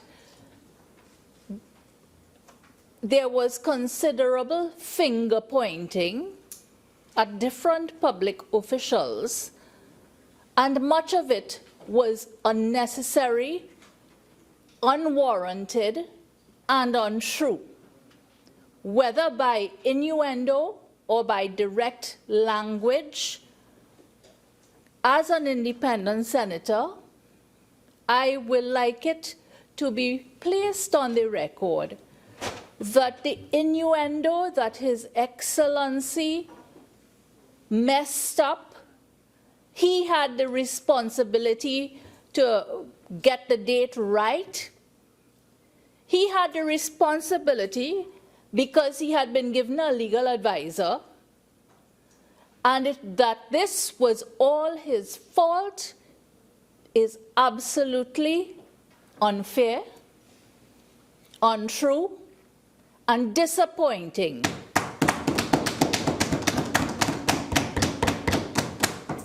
What was more disappointing was to hear it come from the mouths of persons who I thought knew better.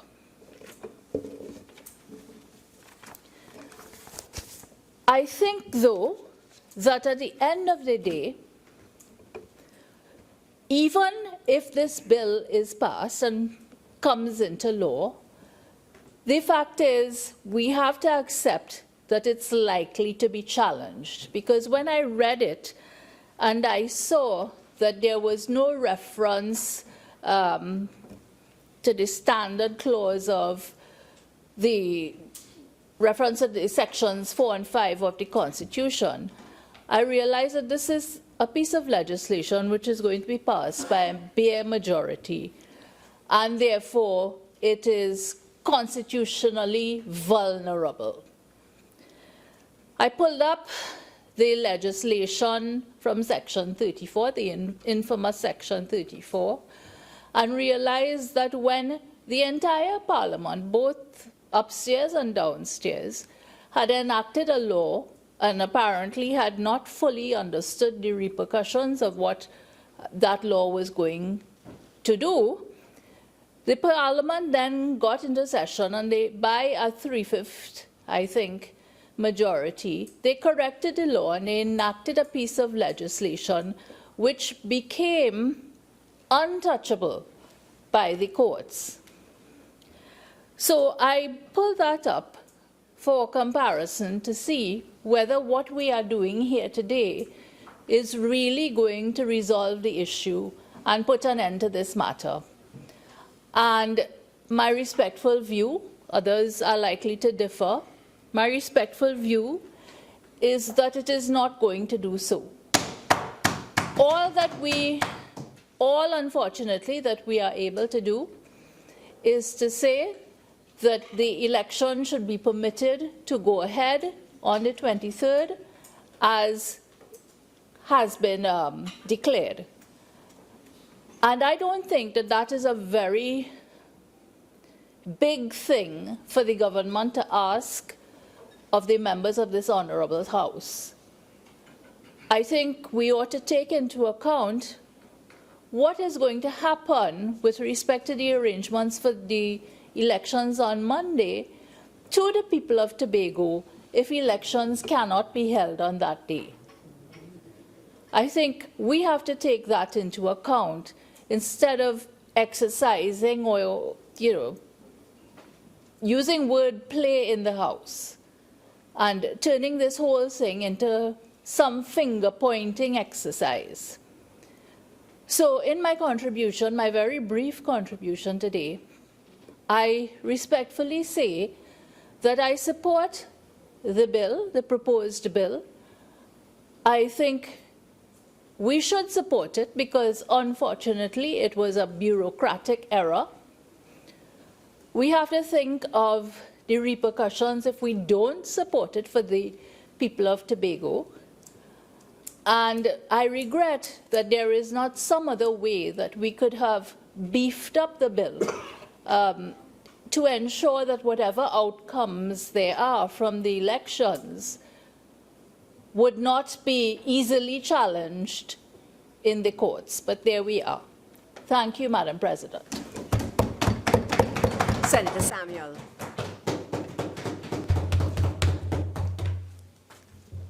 Madam President,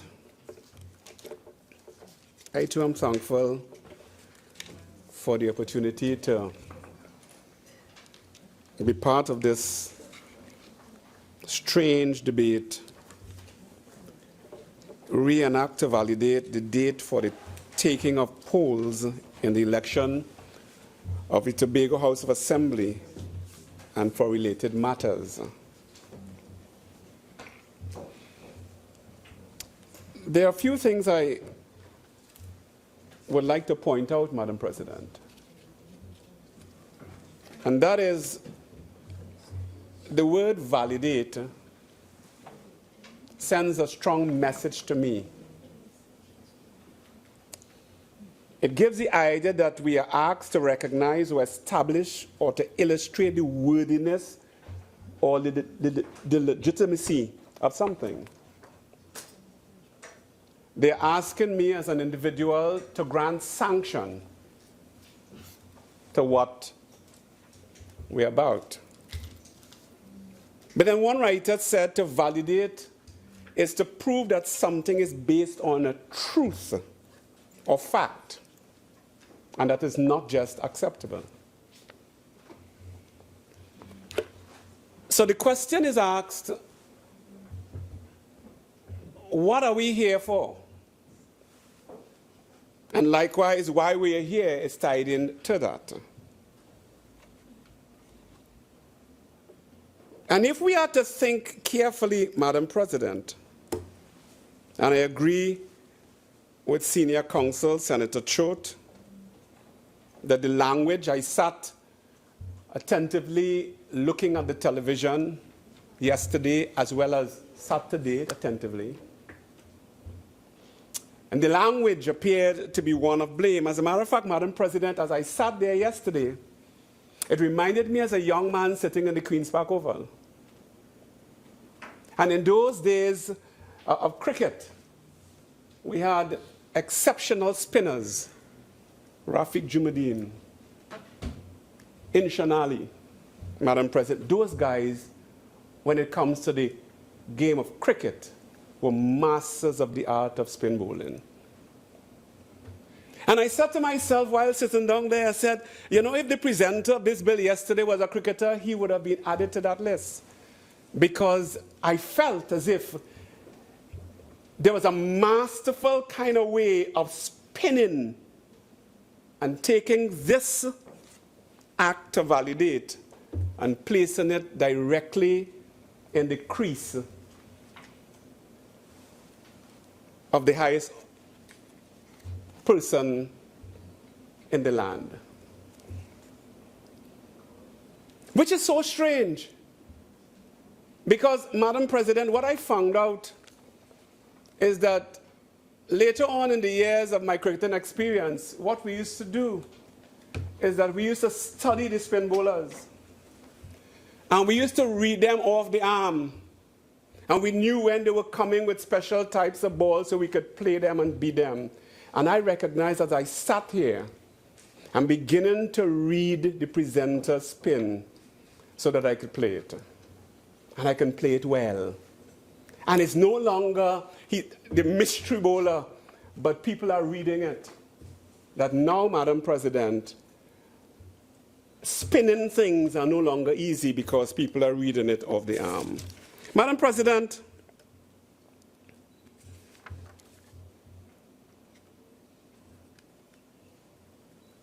to blame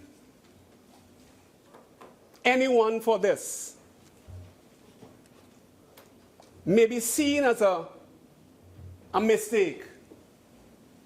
But if we do not find the cause of a problem, we can never determine the solution. And that all we will be doing is putting a plaster to try to heal it now, but we are not too sure if the thing will get worse as we go along.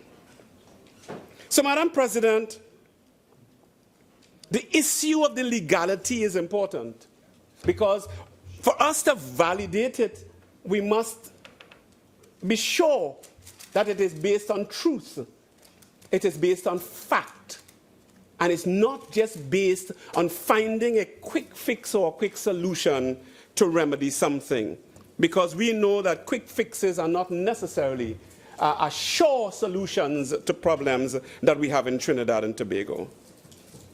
And I too had to go back into the THA's Act and the Representation of the People's Act in order to sort of refamiliarize myself, Madam President, with the facts that had been presented. As a matter of fact, Madam President, I took notice of this because I had to sit and listen to the facts presented when this bill was put before the House, and then I had to go back and sort of revitalize my understanding as to if what was being said, how it was being said, how it was being spinned, how it was being crafted, was now the way it should have been, rather than just come and say, look, we have found that there is a problem that has occurred, and our purpose here is not to lay blame, but it is to correct the problem. Easy, that was not said. The spin, Chinaman, and googlies that have confuffled the minds of the society. Madam President, the question, and I have a few questions for the Honorable Attorney General. We know for a fact that there was consultation at 3 levels. The head of cabinet, the head of the THA, and the EBC. We know that. That's a fact. There was some kind of consultation. But the question was that we take things lightly when we read statements that I have no objection to something. No objection tells me that here what's going on. What you have presented, I agree with. That is a fact. No objection means I agree, go ahead. No objection would then say, I have assessed what you have presented and I find no flaw in it. No objection says that. But the question is that the head of government, to declare that I have no objections, would have had to now had advice from people who would have examined what was presented to him. And based on that advice, then the no objection letter would have been sent. I have to ask, was the position of no objection made on the advice of the Attorney General? Did the AG, the Honorable AG, then know that it was 23 days since the 14th of December and not 24? And if he did the Honorable AG, who I respect, did he inform the Prime Minister, the Chief Secretary, and the President of his findings? If he did, so that we would not have been in this situation today. Madam President, I was quite puzzled when I received the correspondence from the Honorable President.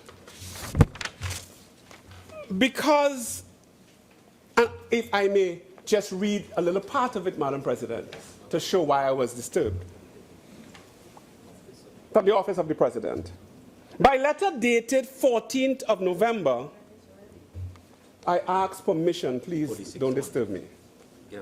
The Chief Secretary of the House of Assembly, the Honorable Orville D. London, advised the President that in accordance with sections, when I go on, that the Assembly had been dissolved with effect from 11 November. So I said to myself, but to me I saw something different from that. That there is some confusion with the days of the dissolution of the House of Assembly, because, and I feel that that probably is where the problem started. Because, Madam President, on the Tobago House of Assembly's website, dated November 30th, 2016, statement, clarification on false claims about the THA's election date. I didn't write this. On many occasions, if I may quote, the THA's website, November 30th, 2016. Is it okay, ma'am? Yeah. On many occasions, I have chosen to ignore false and misleading information placed in the public domain by political parties. However, I must respond to the often repeated statement by the Tobago forwards that because of influence from Trinidad, the date of the Tobago House of Assembly elections could not have been named until after the local government elections. I want to skip now. The Assembly, by the THA's Chief Secretary, was dissolved on Thursday, November 17th. And I was like, puzzled that on the website, the Assembly was dissolved on the 17th, but in the letter, the Assembly was dissolved on the 11th. I said to myself, I wonder if that's where the problem occurred. That in thinking about the 17th, then you added days, we would have been beyond all of this confusion.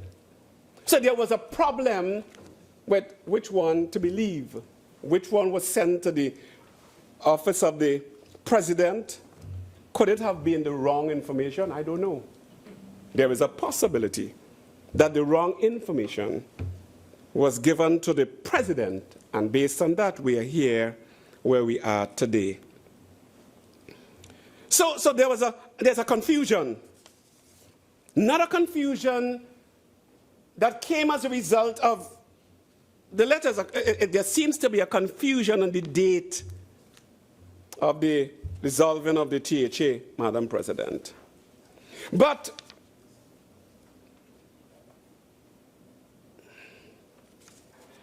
why are we here today again? We are here today, Madam President, because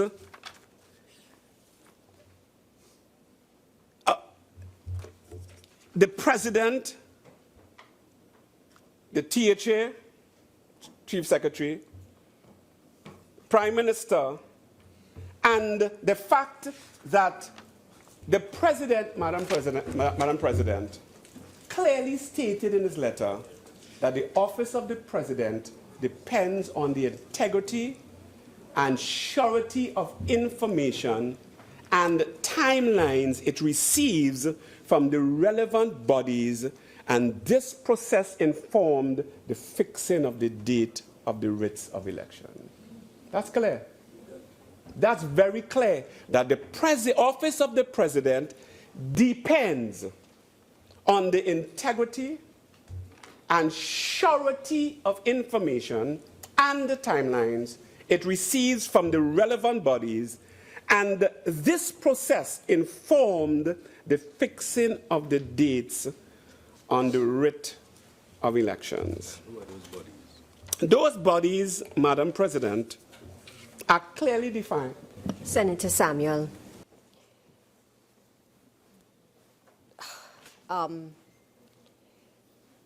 You started off with your metaphors about spinning and everything, and now you've gone into the letters that have been referred to. You're reading from the letters, but you are also repeating a lot of what has been said by other speakers before you. So I'm going to ask you, please, to avoid the tedious repetition, okay? So continue. And I thank you for your guidance, and even though I was taught at school that we learn through repetition. Madam President. I'm talking to the President. Okay. Yes, and Senator Samuel, you know, repartee is a lovely thing, but right now, tedious repetition as contained in the standing orders, I am invoking it with respect to what your presentation. So let us try and move forward, please. Thank you. No problem, ma'am. You are in charge.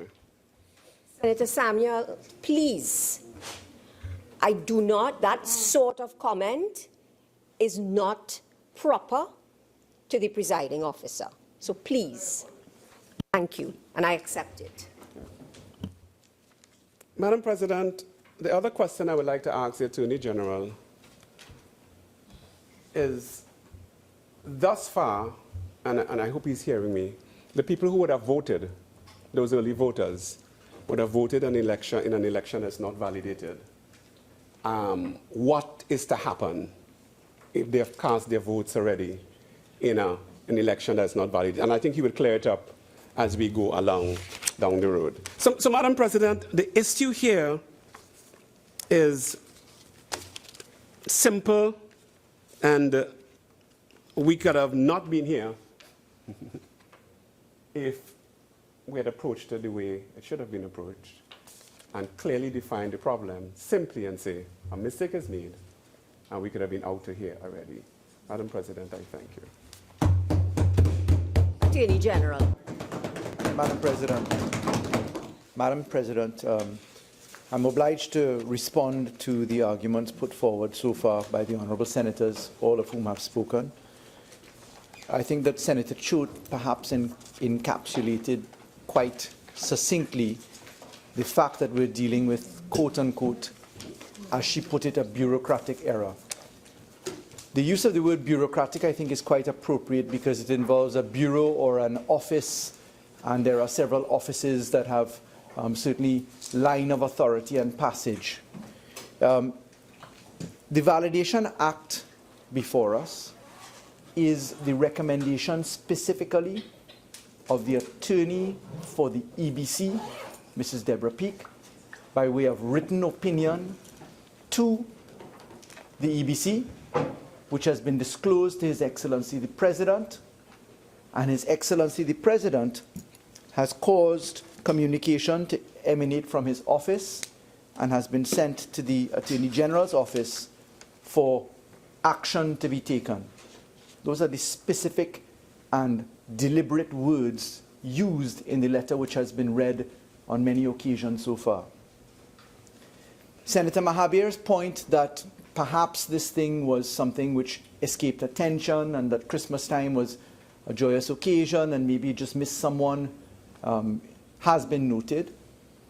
The oppositions in treaty involved, one of them, please just stand up and take blame, and you are to blame, etc., to the office of the Prime Minister, the office of the Attorney General, etc. But I wish to just underscore that the position of the fixation of the date for polling for the primary election, that is the election date for the primary election as it's referred to in the THA Act. That date is the sole date which has to be referred to in consultation with the Prime Minister and in consultation with the Chief Secretary. The process is that the Chief Secretary suggests a date. The process is that that is communicated to the Office of the President. The process is that the Prime Minister is written to by the President, and the President asks for the Prime Minister's non-objection or views, and the Prime Minister communicates that date. The election date itself is the sole source of consultation between those three offices. The fixation of the date for the nomination of candidates is really why we're here. That nomination date was one which is worked out by the Elections and Boundaries Commission in consultation with the Office of the President.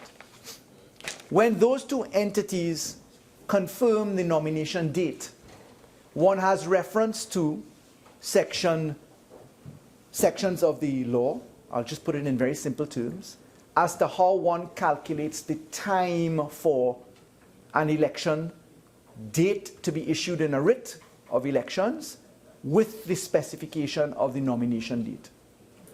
On this occasion here, it is abundantly clear by the letter from His Excellency the President's office to the Attorney General dated 19th December 2017, January 2017, that, and I just put this into the record again, the Office of the President had been consulting with the Elections and Boundaries Commission on the suitability and propriety of the 3rd January 2017 being nomination day and 23rd January 2017 as the date for the primary election.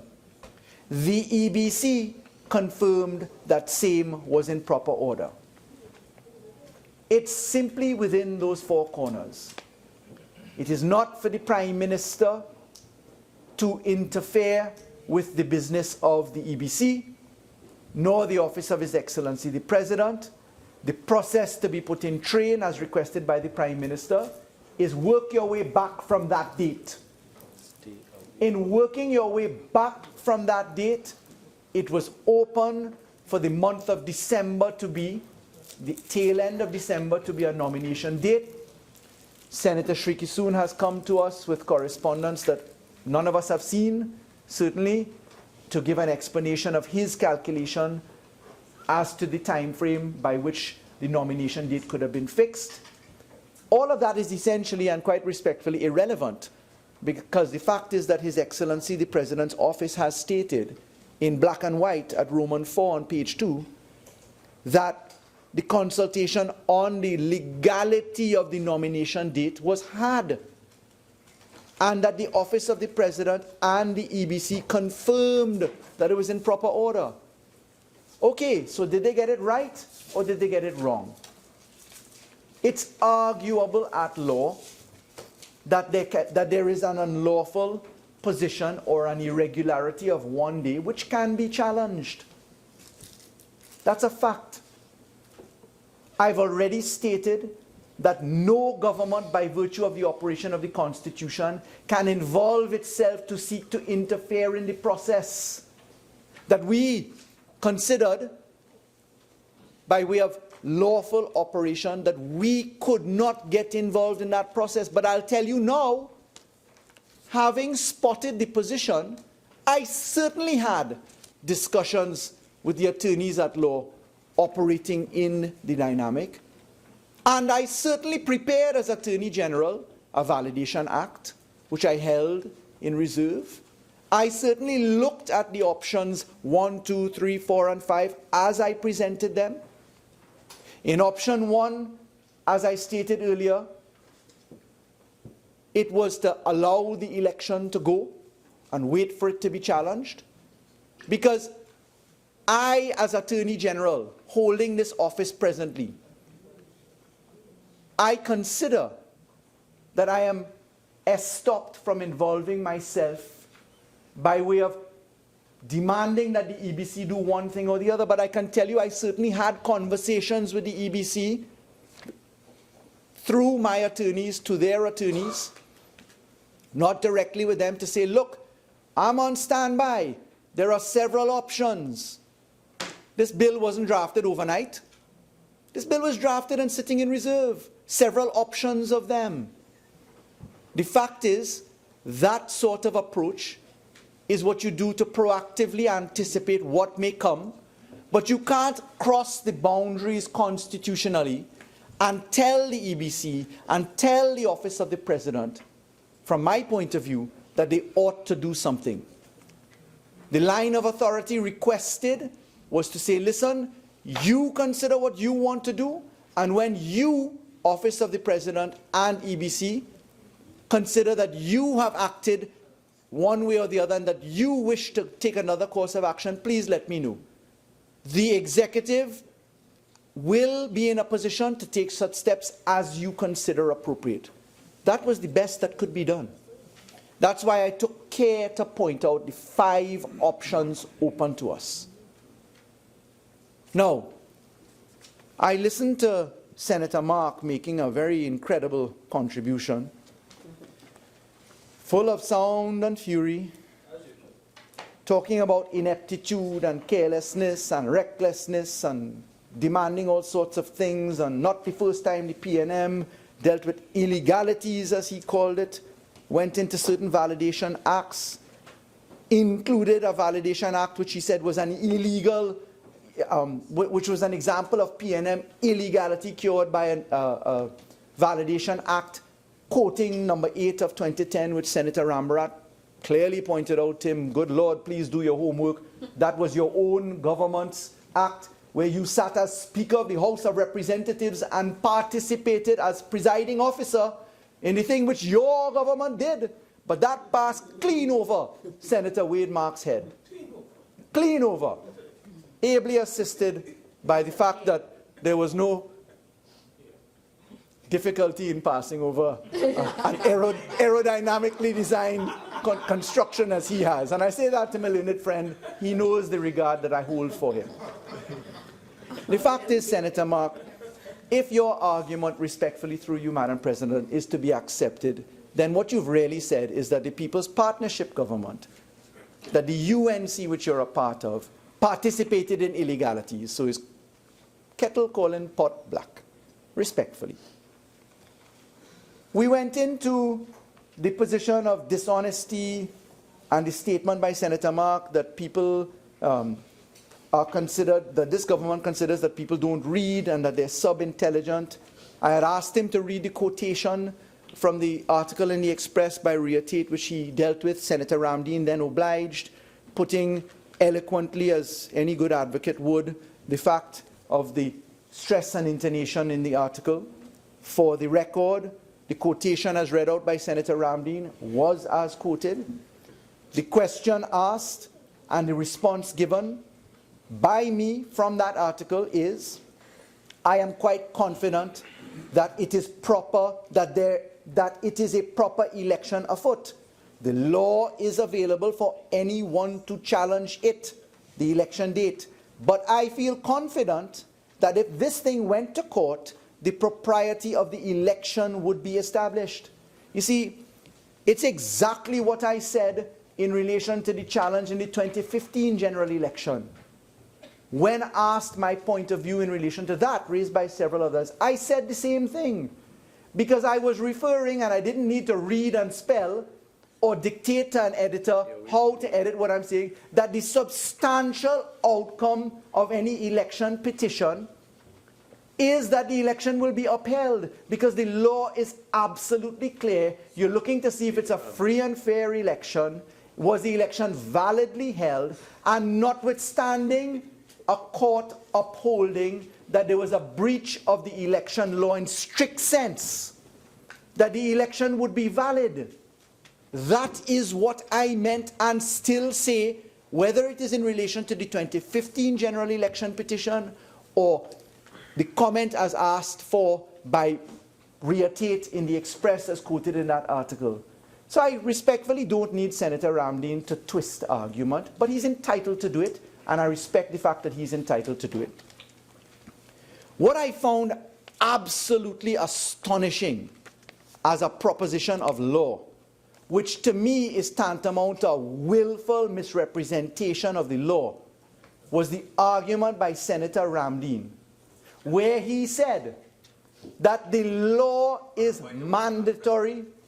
The Honourable Attorney General cannot say that I made a willful misrepresentation of the law. That is clearly imputing improper motives on my part. Attorney General, just rephrase what you said. Yes.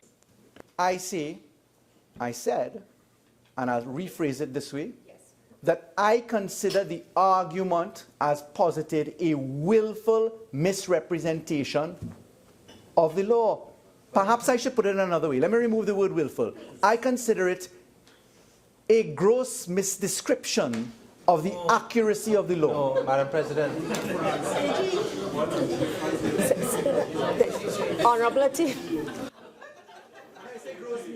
Honorable Attorney General, please. Senator Ramdeen has made his contribution. If there are aspects of it with which you don't agree, you can state it in a more respectful manner. All right? I'll try to find the language to describe how large a mistake of the law that was. And Madam President, the fact is... Please. Senator Ramdeen, if the Honorable Attorney General is saying that what you have said is a mistake in the law, he can say that. That is his view. Just, okay? Yes, he has taken off the other words that he had used initially. So he's now within he can say it. You see, thank you, Madam President. I don't know why Senator Ramdeen is so hot and sweaty. I stood and listened. I sat and I listened to exactly what he had to say. But anyway.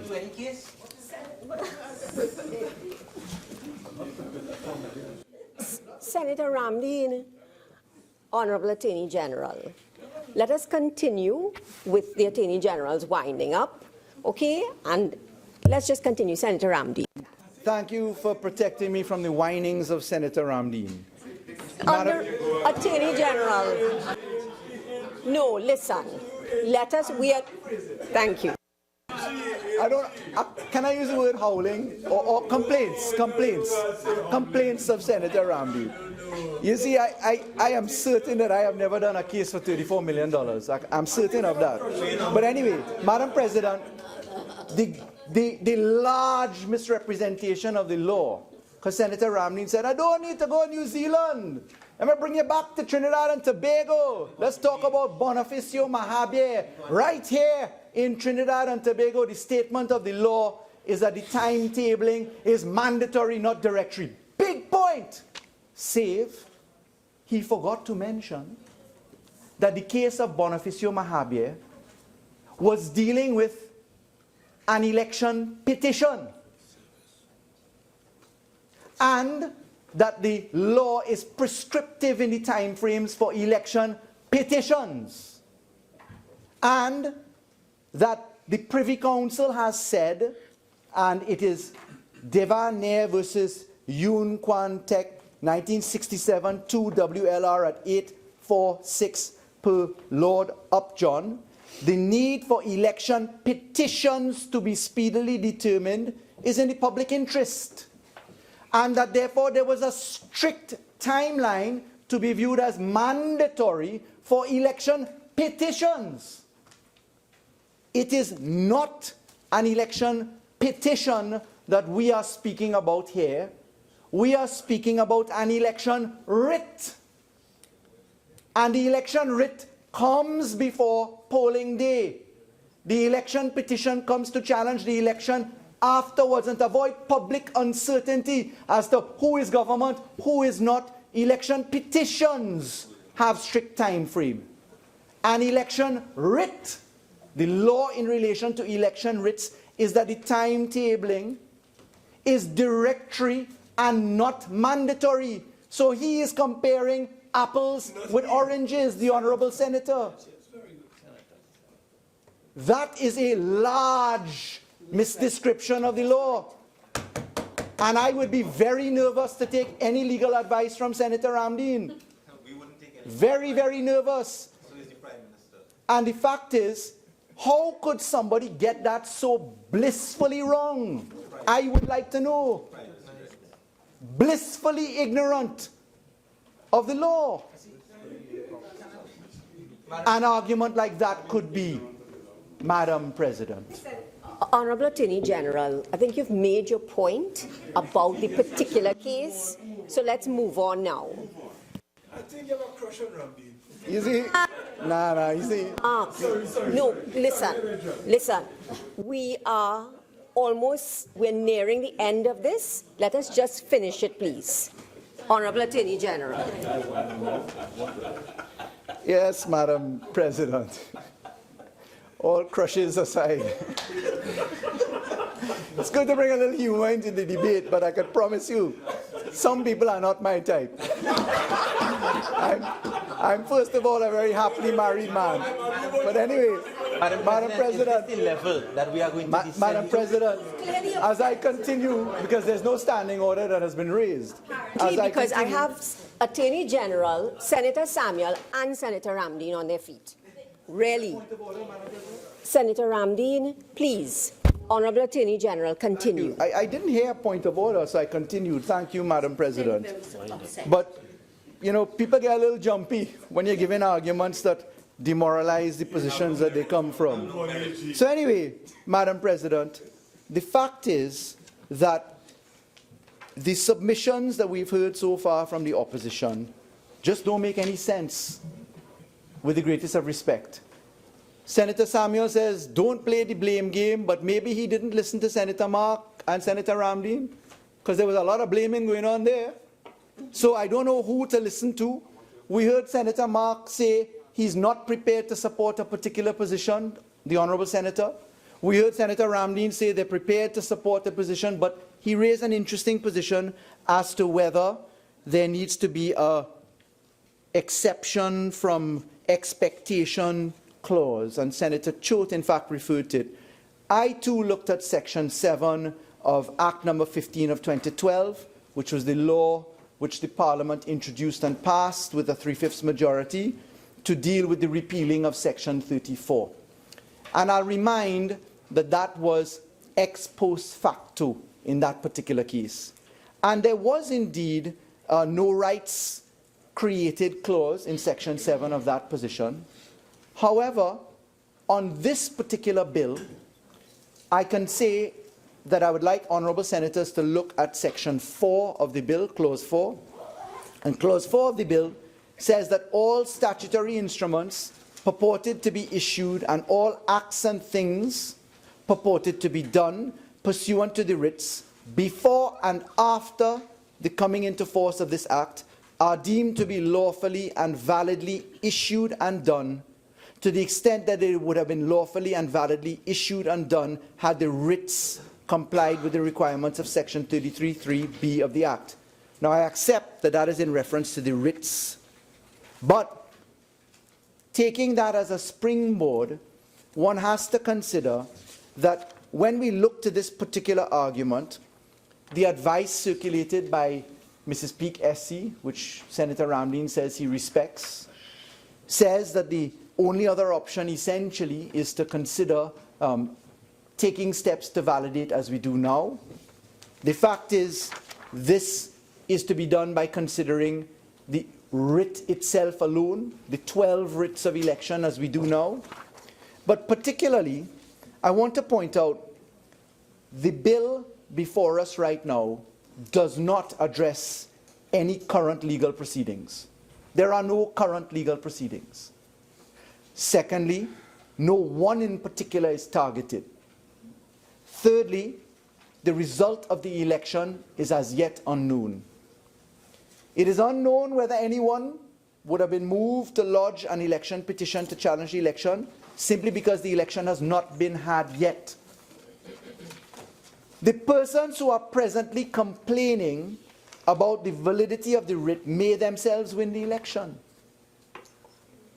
and therefore have, if they win, no need to have any recourse to the courts. The important fact to look at here, if I put it as best as I can, is that the fact that the writ is unlawful, it may give someone in the future a right to challenge the election on the ground that once it is held, that it was unlawful. But the invalidity of the writ does not immediately vest any rights in anyone that the bill seeks to take away. The Constitution does not guarantee anyone the right to have an election conducted in violation of the law, just so that they can retain a right to challenge the election in the event it doesn't go the way he or she expects. So, respectfully, Madam President, I don't believe that there can prosper a legitimate expectation argument because there's been no vesting of right. Further, all persons who are participating in the election right now are doing so on the same footing. The same nomination day which they all participated in, the same election day which they all expect to be on Monday, and the same understanding, as it's now public knowledge, that the House of Representatives has passed a position and that the Senate is being asked to consider one. But what I find astronomical in terms of the submissions coming from the opposition is that there is an inconsistency between the Houses of Parliament in the same political parties that speak. Because learned senior counsel, leader of the opposition, has said the opposite of what Senator Ramdeen has said today. I accept that these are two different houses, but I wonder, insofar as the public was informed that there was an emergency caucus of the UNC, Madam President, what exactly would be... No, continue, Attorney General. Yes. I'm wondering insofar as there is public statement all over the news that there was an emergency caucus of the UNC opposition, what on earth the agreed position is. Because there was a unanimous collection of votes in the House of Representatives. Every single member of the opposition in the House voted for the bill as has been brought to this House today. So what is it? What do we accept? Senator Ramdeen posited that the legislation, the primary legislation itself should be amended. He didn't go into the details as to how. We left to wonder about that. But the fact is, Senator Ramdeen makes statements with no explanation at all. And then when he makes statements, as I pointed out earlier, they constitute very large exceptions to accuracy. Or perhaps misunderstandings of the law. So, most respectfully, I take no comfort in any advice that could be offered from Senator Ramdeen at all. Now, Madam Speaker, Madam President, the fact is, if the government itself, the current executive sitting as a government, being a political party that is fielding candidates in all 12 assemblyman positions in the THA election, were to act prematurely without the due process of having His Excellency's office, the President's office, and the EBC's office consider and then direct, then we would be walking into constitutional chaos. Because people may allege that the government or executive is exerting undue power and crossing constitutional boundaries that it should not. And as a political party in government, fielding candidates, we have got to be careful not to fall for the argument coming from the UNC, who, by the way, have no expressed candidate in the elections in Tobago, if any. I don't know. I didn't see anybody with a UNC label appearing for the positions of assemblyman in any seat. However, the position is this country would do well to be extremely careful about taking advice from the opposition. Because it is an opposition such as this, when in government, can proclaim laws, and then when in opposition, the same attorneys at law who proclaim the law, as Ram Logan did as AG for Trinidad and Tobago, can end up in court challenging the same law that they proclaimed. A most unusual and startling situation. Proclaim it while government and tackle it otherwise. 46-1. Honorable Attorney General, let's continue with the winding up. Thank you. So, Madam President, the relevance of this law that is being considered, this bill before the Parliament, is really for the bona fides of an election in Tobago. The recommendation coming from the EBC and the Office of the President through constitutional boundaries is very clear. They have asked for a validation act confined to the writs themselves. Clause 4 of the bill seeks to address the position of where we stand in law in terms of validating certain acts. The bill is certainly a very proportionate bill. It does not require a special majority. It is one which is intended to carry out the expectations of everybody in the Tobago election race, that we should have an election on Monday, the 23rd of January 2017. Furthermore, failure to pass this legislation would revert us to option 1, which is where we would simply have to rely upon the election as validly and fairly conducted, but standing in breach of a rule, to be tested by way of election petition. I feel confident that if an election petition came in those circumstances, it would be destined to fail. But I point out and underscore, by way of reminder, that the Section 22 argument of the THA Act, providing the outside time frame for the carriage of an election, is a very real one. If we do not see the passage of this law, and in fact the assent of this law today, we would be out of time. All that I can ask honorable senators to do is to express their views by way of votes in support of this particular bill, and I so beg to move.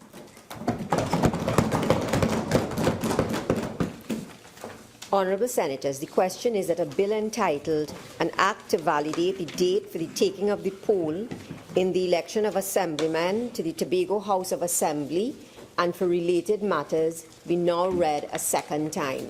Those in favour say aye. Aye. Those against say no. The ayes have it.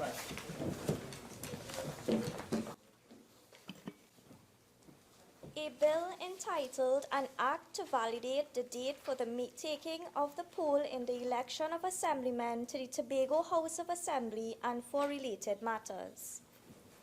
Attorney General. Madam President, in accordance with Standing Order 66-1, I beg to move that a bill entitled An Act to Validate the Date for the Taking of the Poll in the Election of Assemblymen in the Tobago House of Assembly and for related matters be committed to the Committee of the Whole Senate forthwith to be considered clause by clause. Honourable Senators, the question is that a bill entitled An Act to Validate the Date for the Taking of the Poll in the Election of Assemblymen to the Tobago House of Assembly and for related matters be committed to the Committee of the Whole Senate forthwith to be considered clause by clause. Those in favour say aye. Aye. Those against say no. The ayes have it. This Senate will now go into Committee of the Whole to consider the bill clause by clause.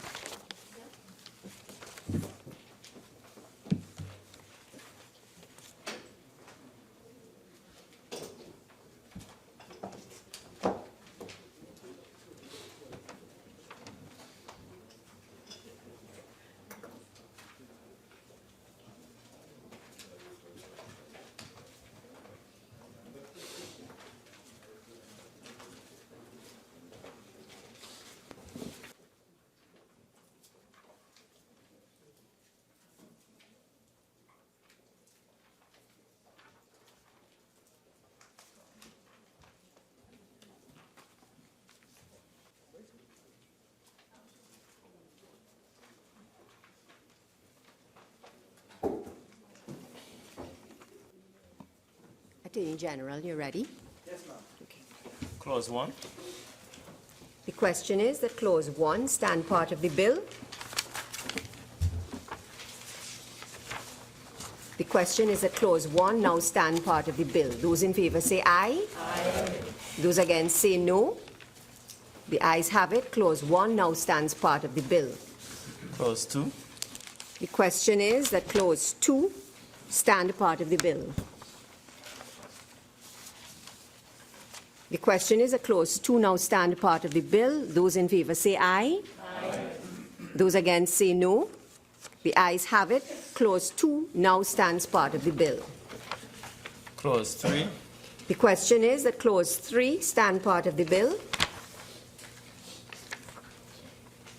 The question is that Clause 3 now stand part of the bill. Those in favour say aye. Aye. Those against say no. I think the ayes have it. Clause 3 now stands part of the bill. Clause 4. The question is that Clause 4 stand part of the bill. The question is that Clause 4 now stand part of the bill. Those in favour say aye. Aye. Those against say no. I think the ayes have it. Clause 4 now stands part of the bill. The preamble. Honourable Senators, the question is that the preamble be approved. Those in favour say aye. Aye. Those against say no.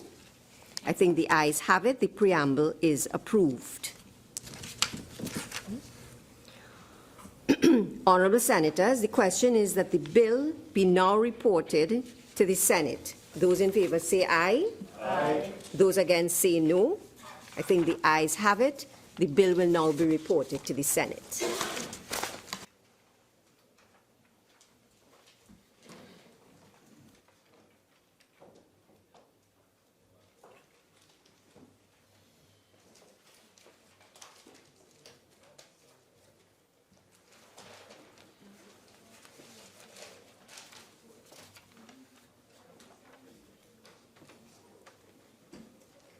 Honorable Attorney General. Madam President, I wish to report that a bill entitled An Act to Validate the Date for the Taking of the Poll in the Election of Assemblyman to the Tobago House of Assembly and for related matters was considered in the Committee of the Whole and approved without amendment. I now beg to move that the Senate agree with the committee's report. Honorable Senators, the question is that this Senate agree with the committee's report on a bill entitled An Act to Validate the Date for the Taking of the Poll in the Election of Assemblymen to the Tobago House of Assembly and for related matters. Those in favour say aye. Aye. Those against say no. I think the ayes have it. Attorney General. Madam President, I beg to move that a bill entitled An Act to Validate the Date for the Taking of the Poll in the Election of Assemblymen to the Tobago House of Assembly and for related matters be forthwith read a third time and passed. Honourable Senators, the question is that a bill entitled An Act to Validate the Date for the Taking of the Poll in the Elections of Assemblymen to the Tobago House of Assembly and for related matters be now read a third time and passed. Those in favour say aye. Aye. Those against say no. Division. Mrs. Gopi-Skoon, Yes. Mrs. Batiste Primus, Yes. Mr. Rambharat, Yes. Mr. Sinanan, Yes. Mr. Moses, Yes. Mr. Hussein, Yes. Dr. Henry, Yes. Mr. Singh, Yes. Mr. Cuppin, Yes. Mr. Cummings, Yes. Mr. De Freitas, Yes. Ms. Bash, Yes. Mr. Dookie, Yes. Ms. Stewart, Yes. Ms. Romano, Yes. Mr. Mark, Yes. Mr. Solomon, Yes. Ms. Ameen, Yes. Mr. Samuel, Yeah. Mr. Ramdeen, Yes. Dr. Mahabir, Yes. Mr. Roach, Yes. Mr. Small, Yes. Mr. Shrikissoon, Yes. Ms. Chote Essie, Yes. Ms. Ramkissoon, No.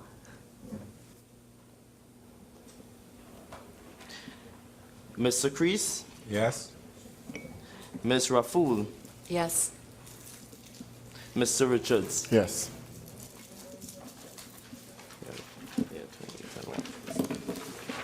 Madam President, the results of the division are as follows: 28 members voted for, 1 member voted against, and 0 abstentions.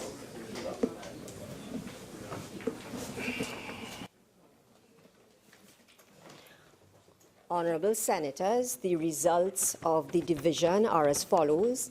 28 members voted for, 1 member voted against, and no one abstained. There were no abstentions. So the bill has passed. A bill entitled An Act to Validate the Date for the Taking of the Poll in the Election of Assemblymen to the Tobago House of Assembly and for related matters. Honourable Senators, this Senate now stands adjourned to Tuesday, January the 24th, 2017 at 1:30 p.m.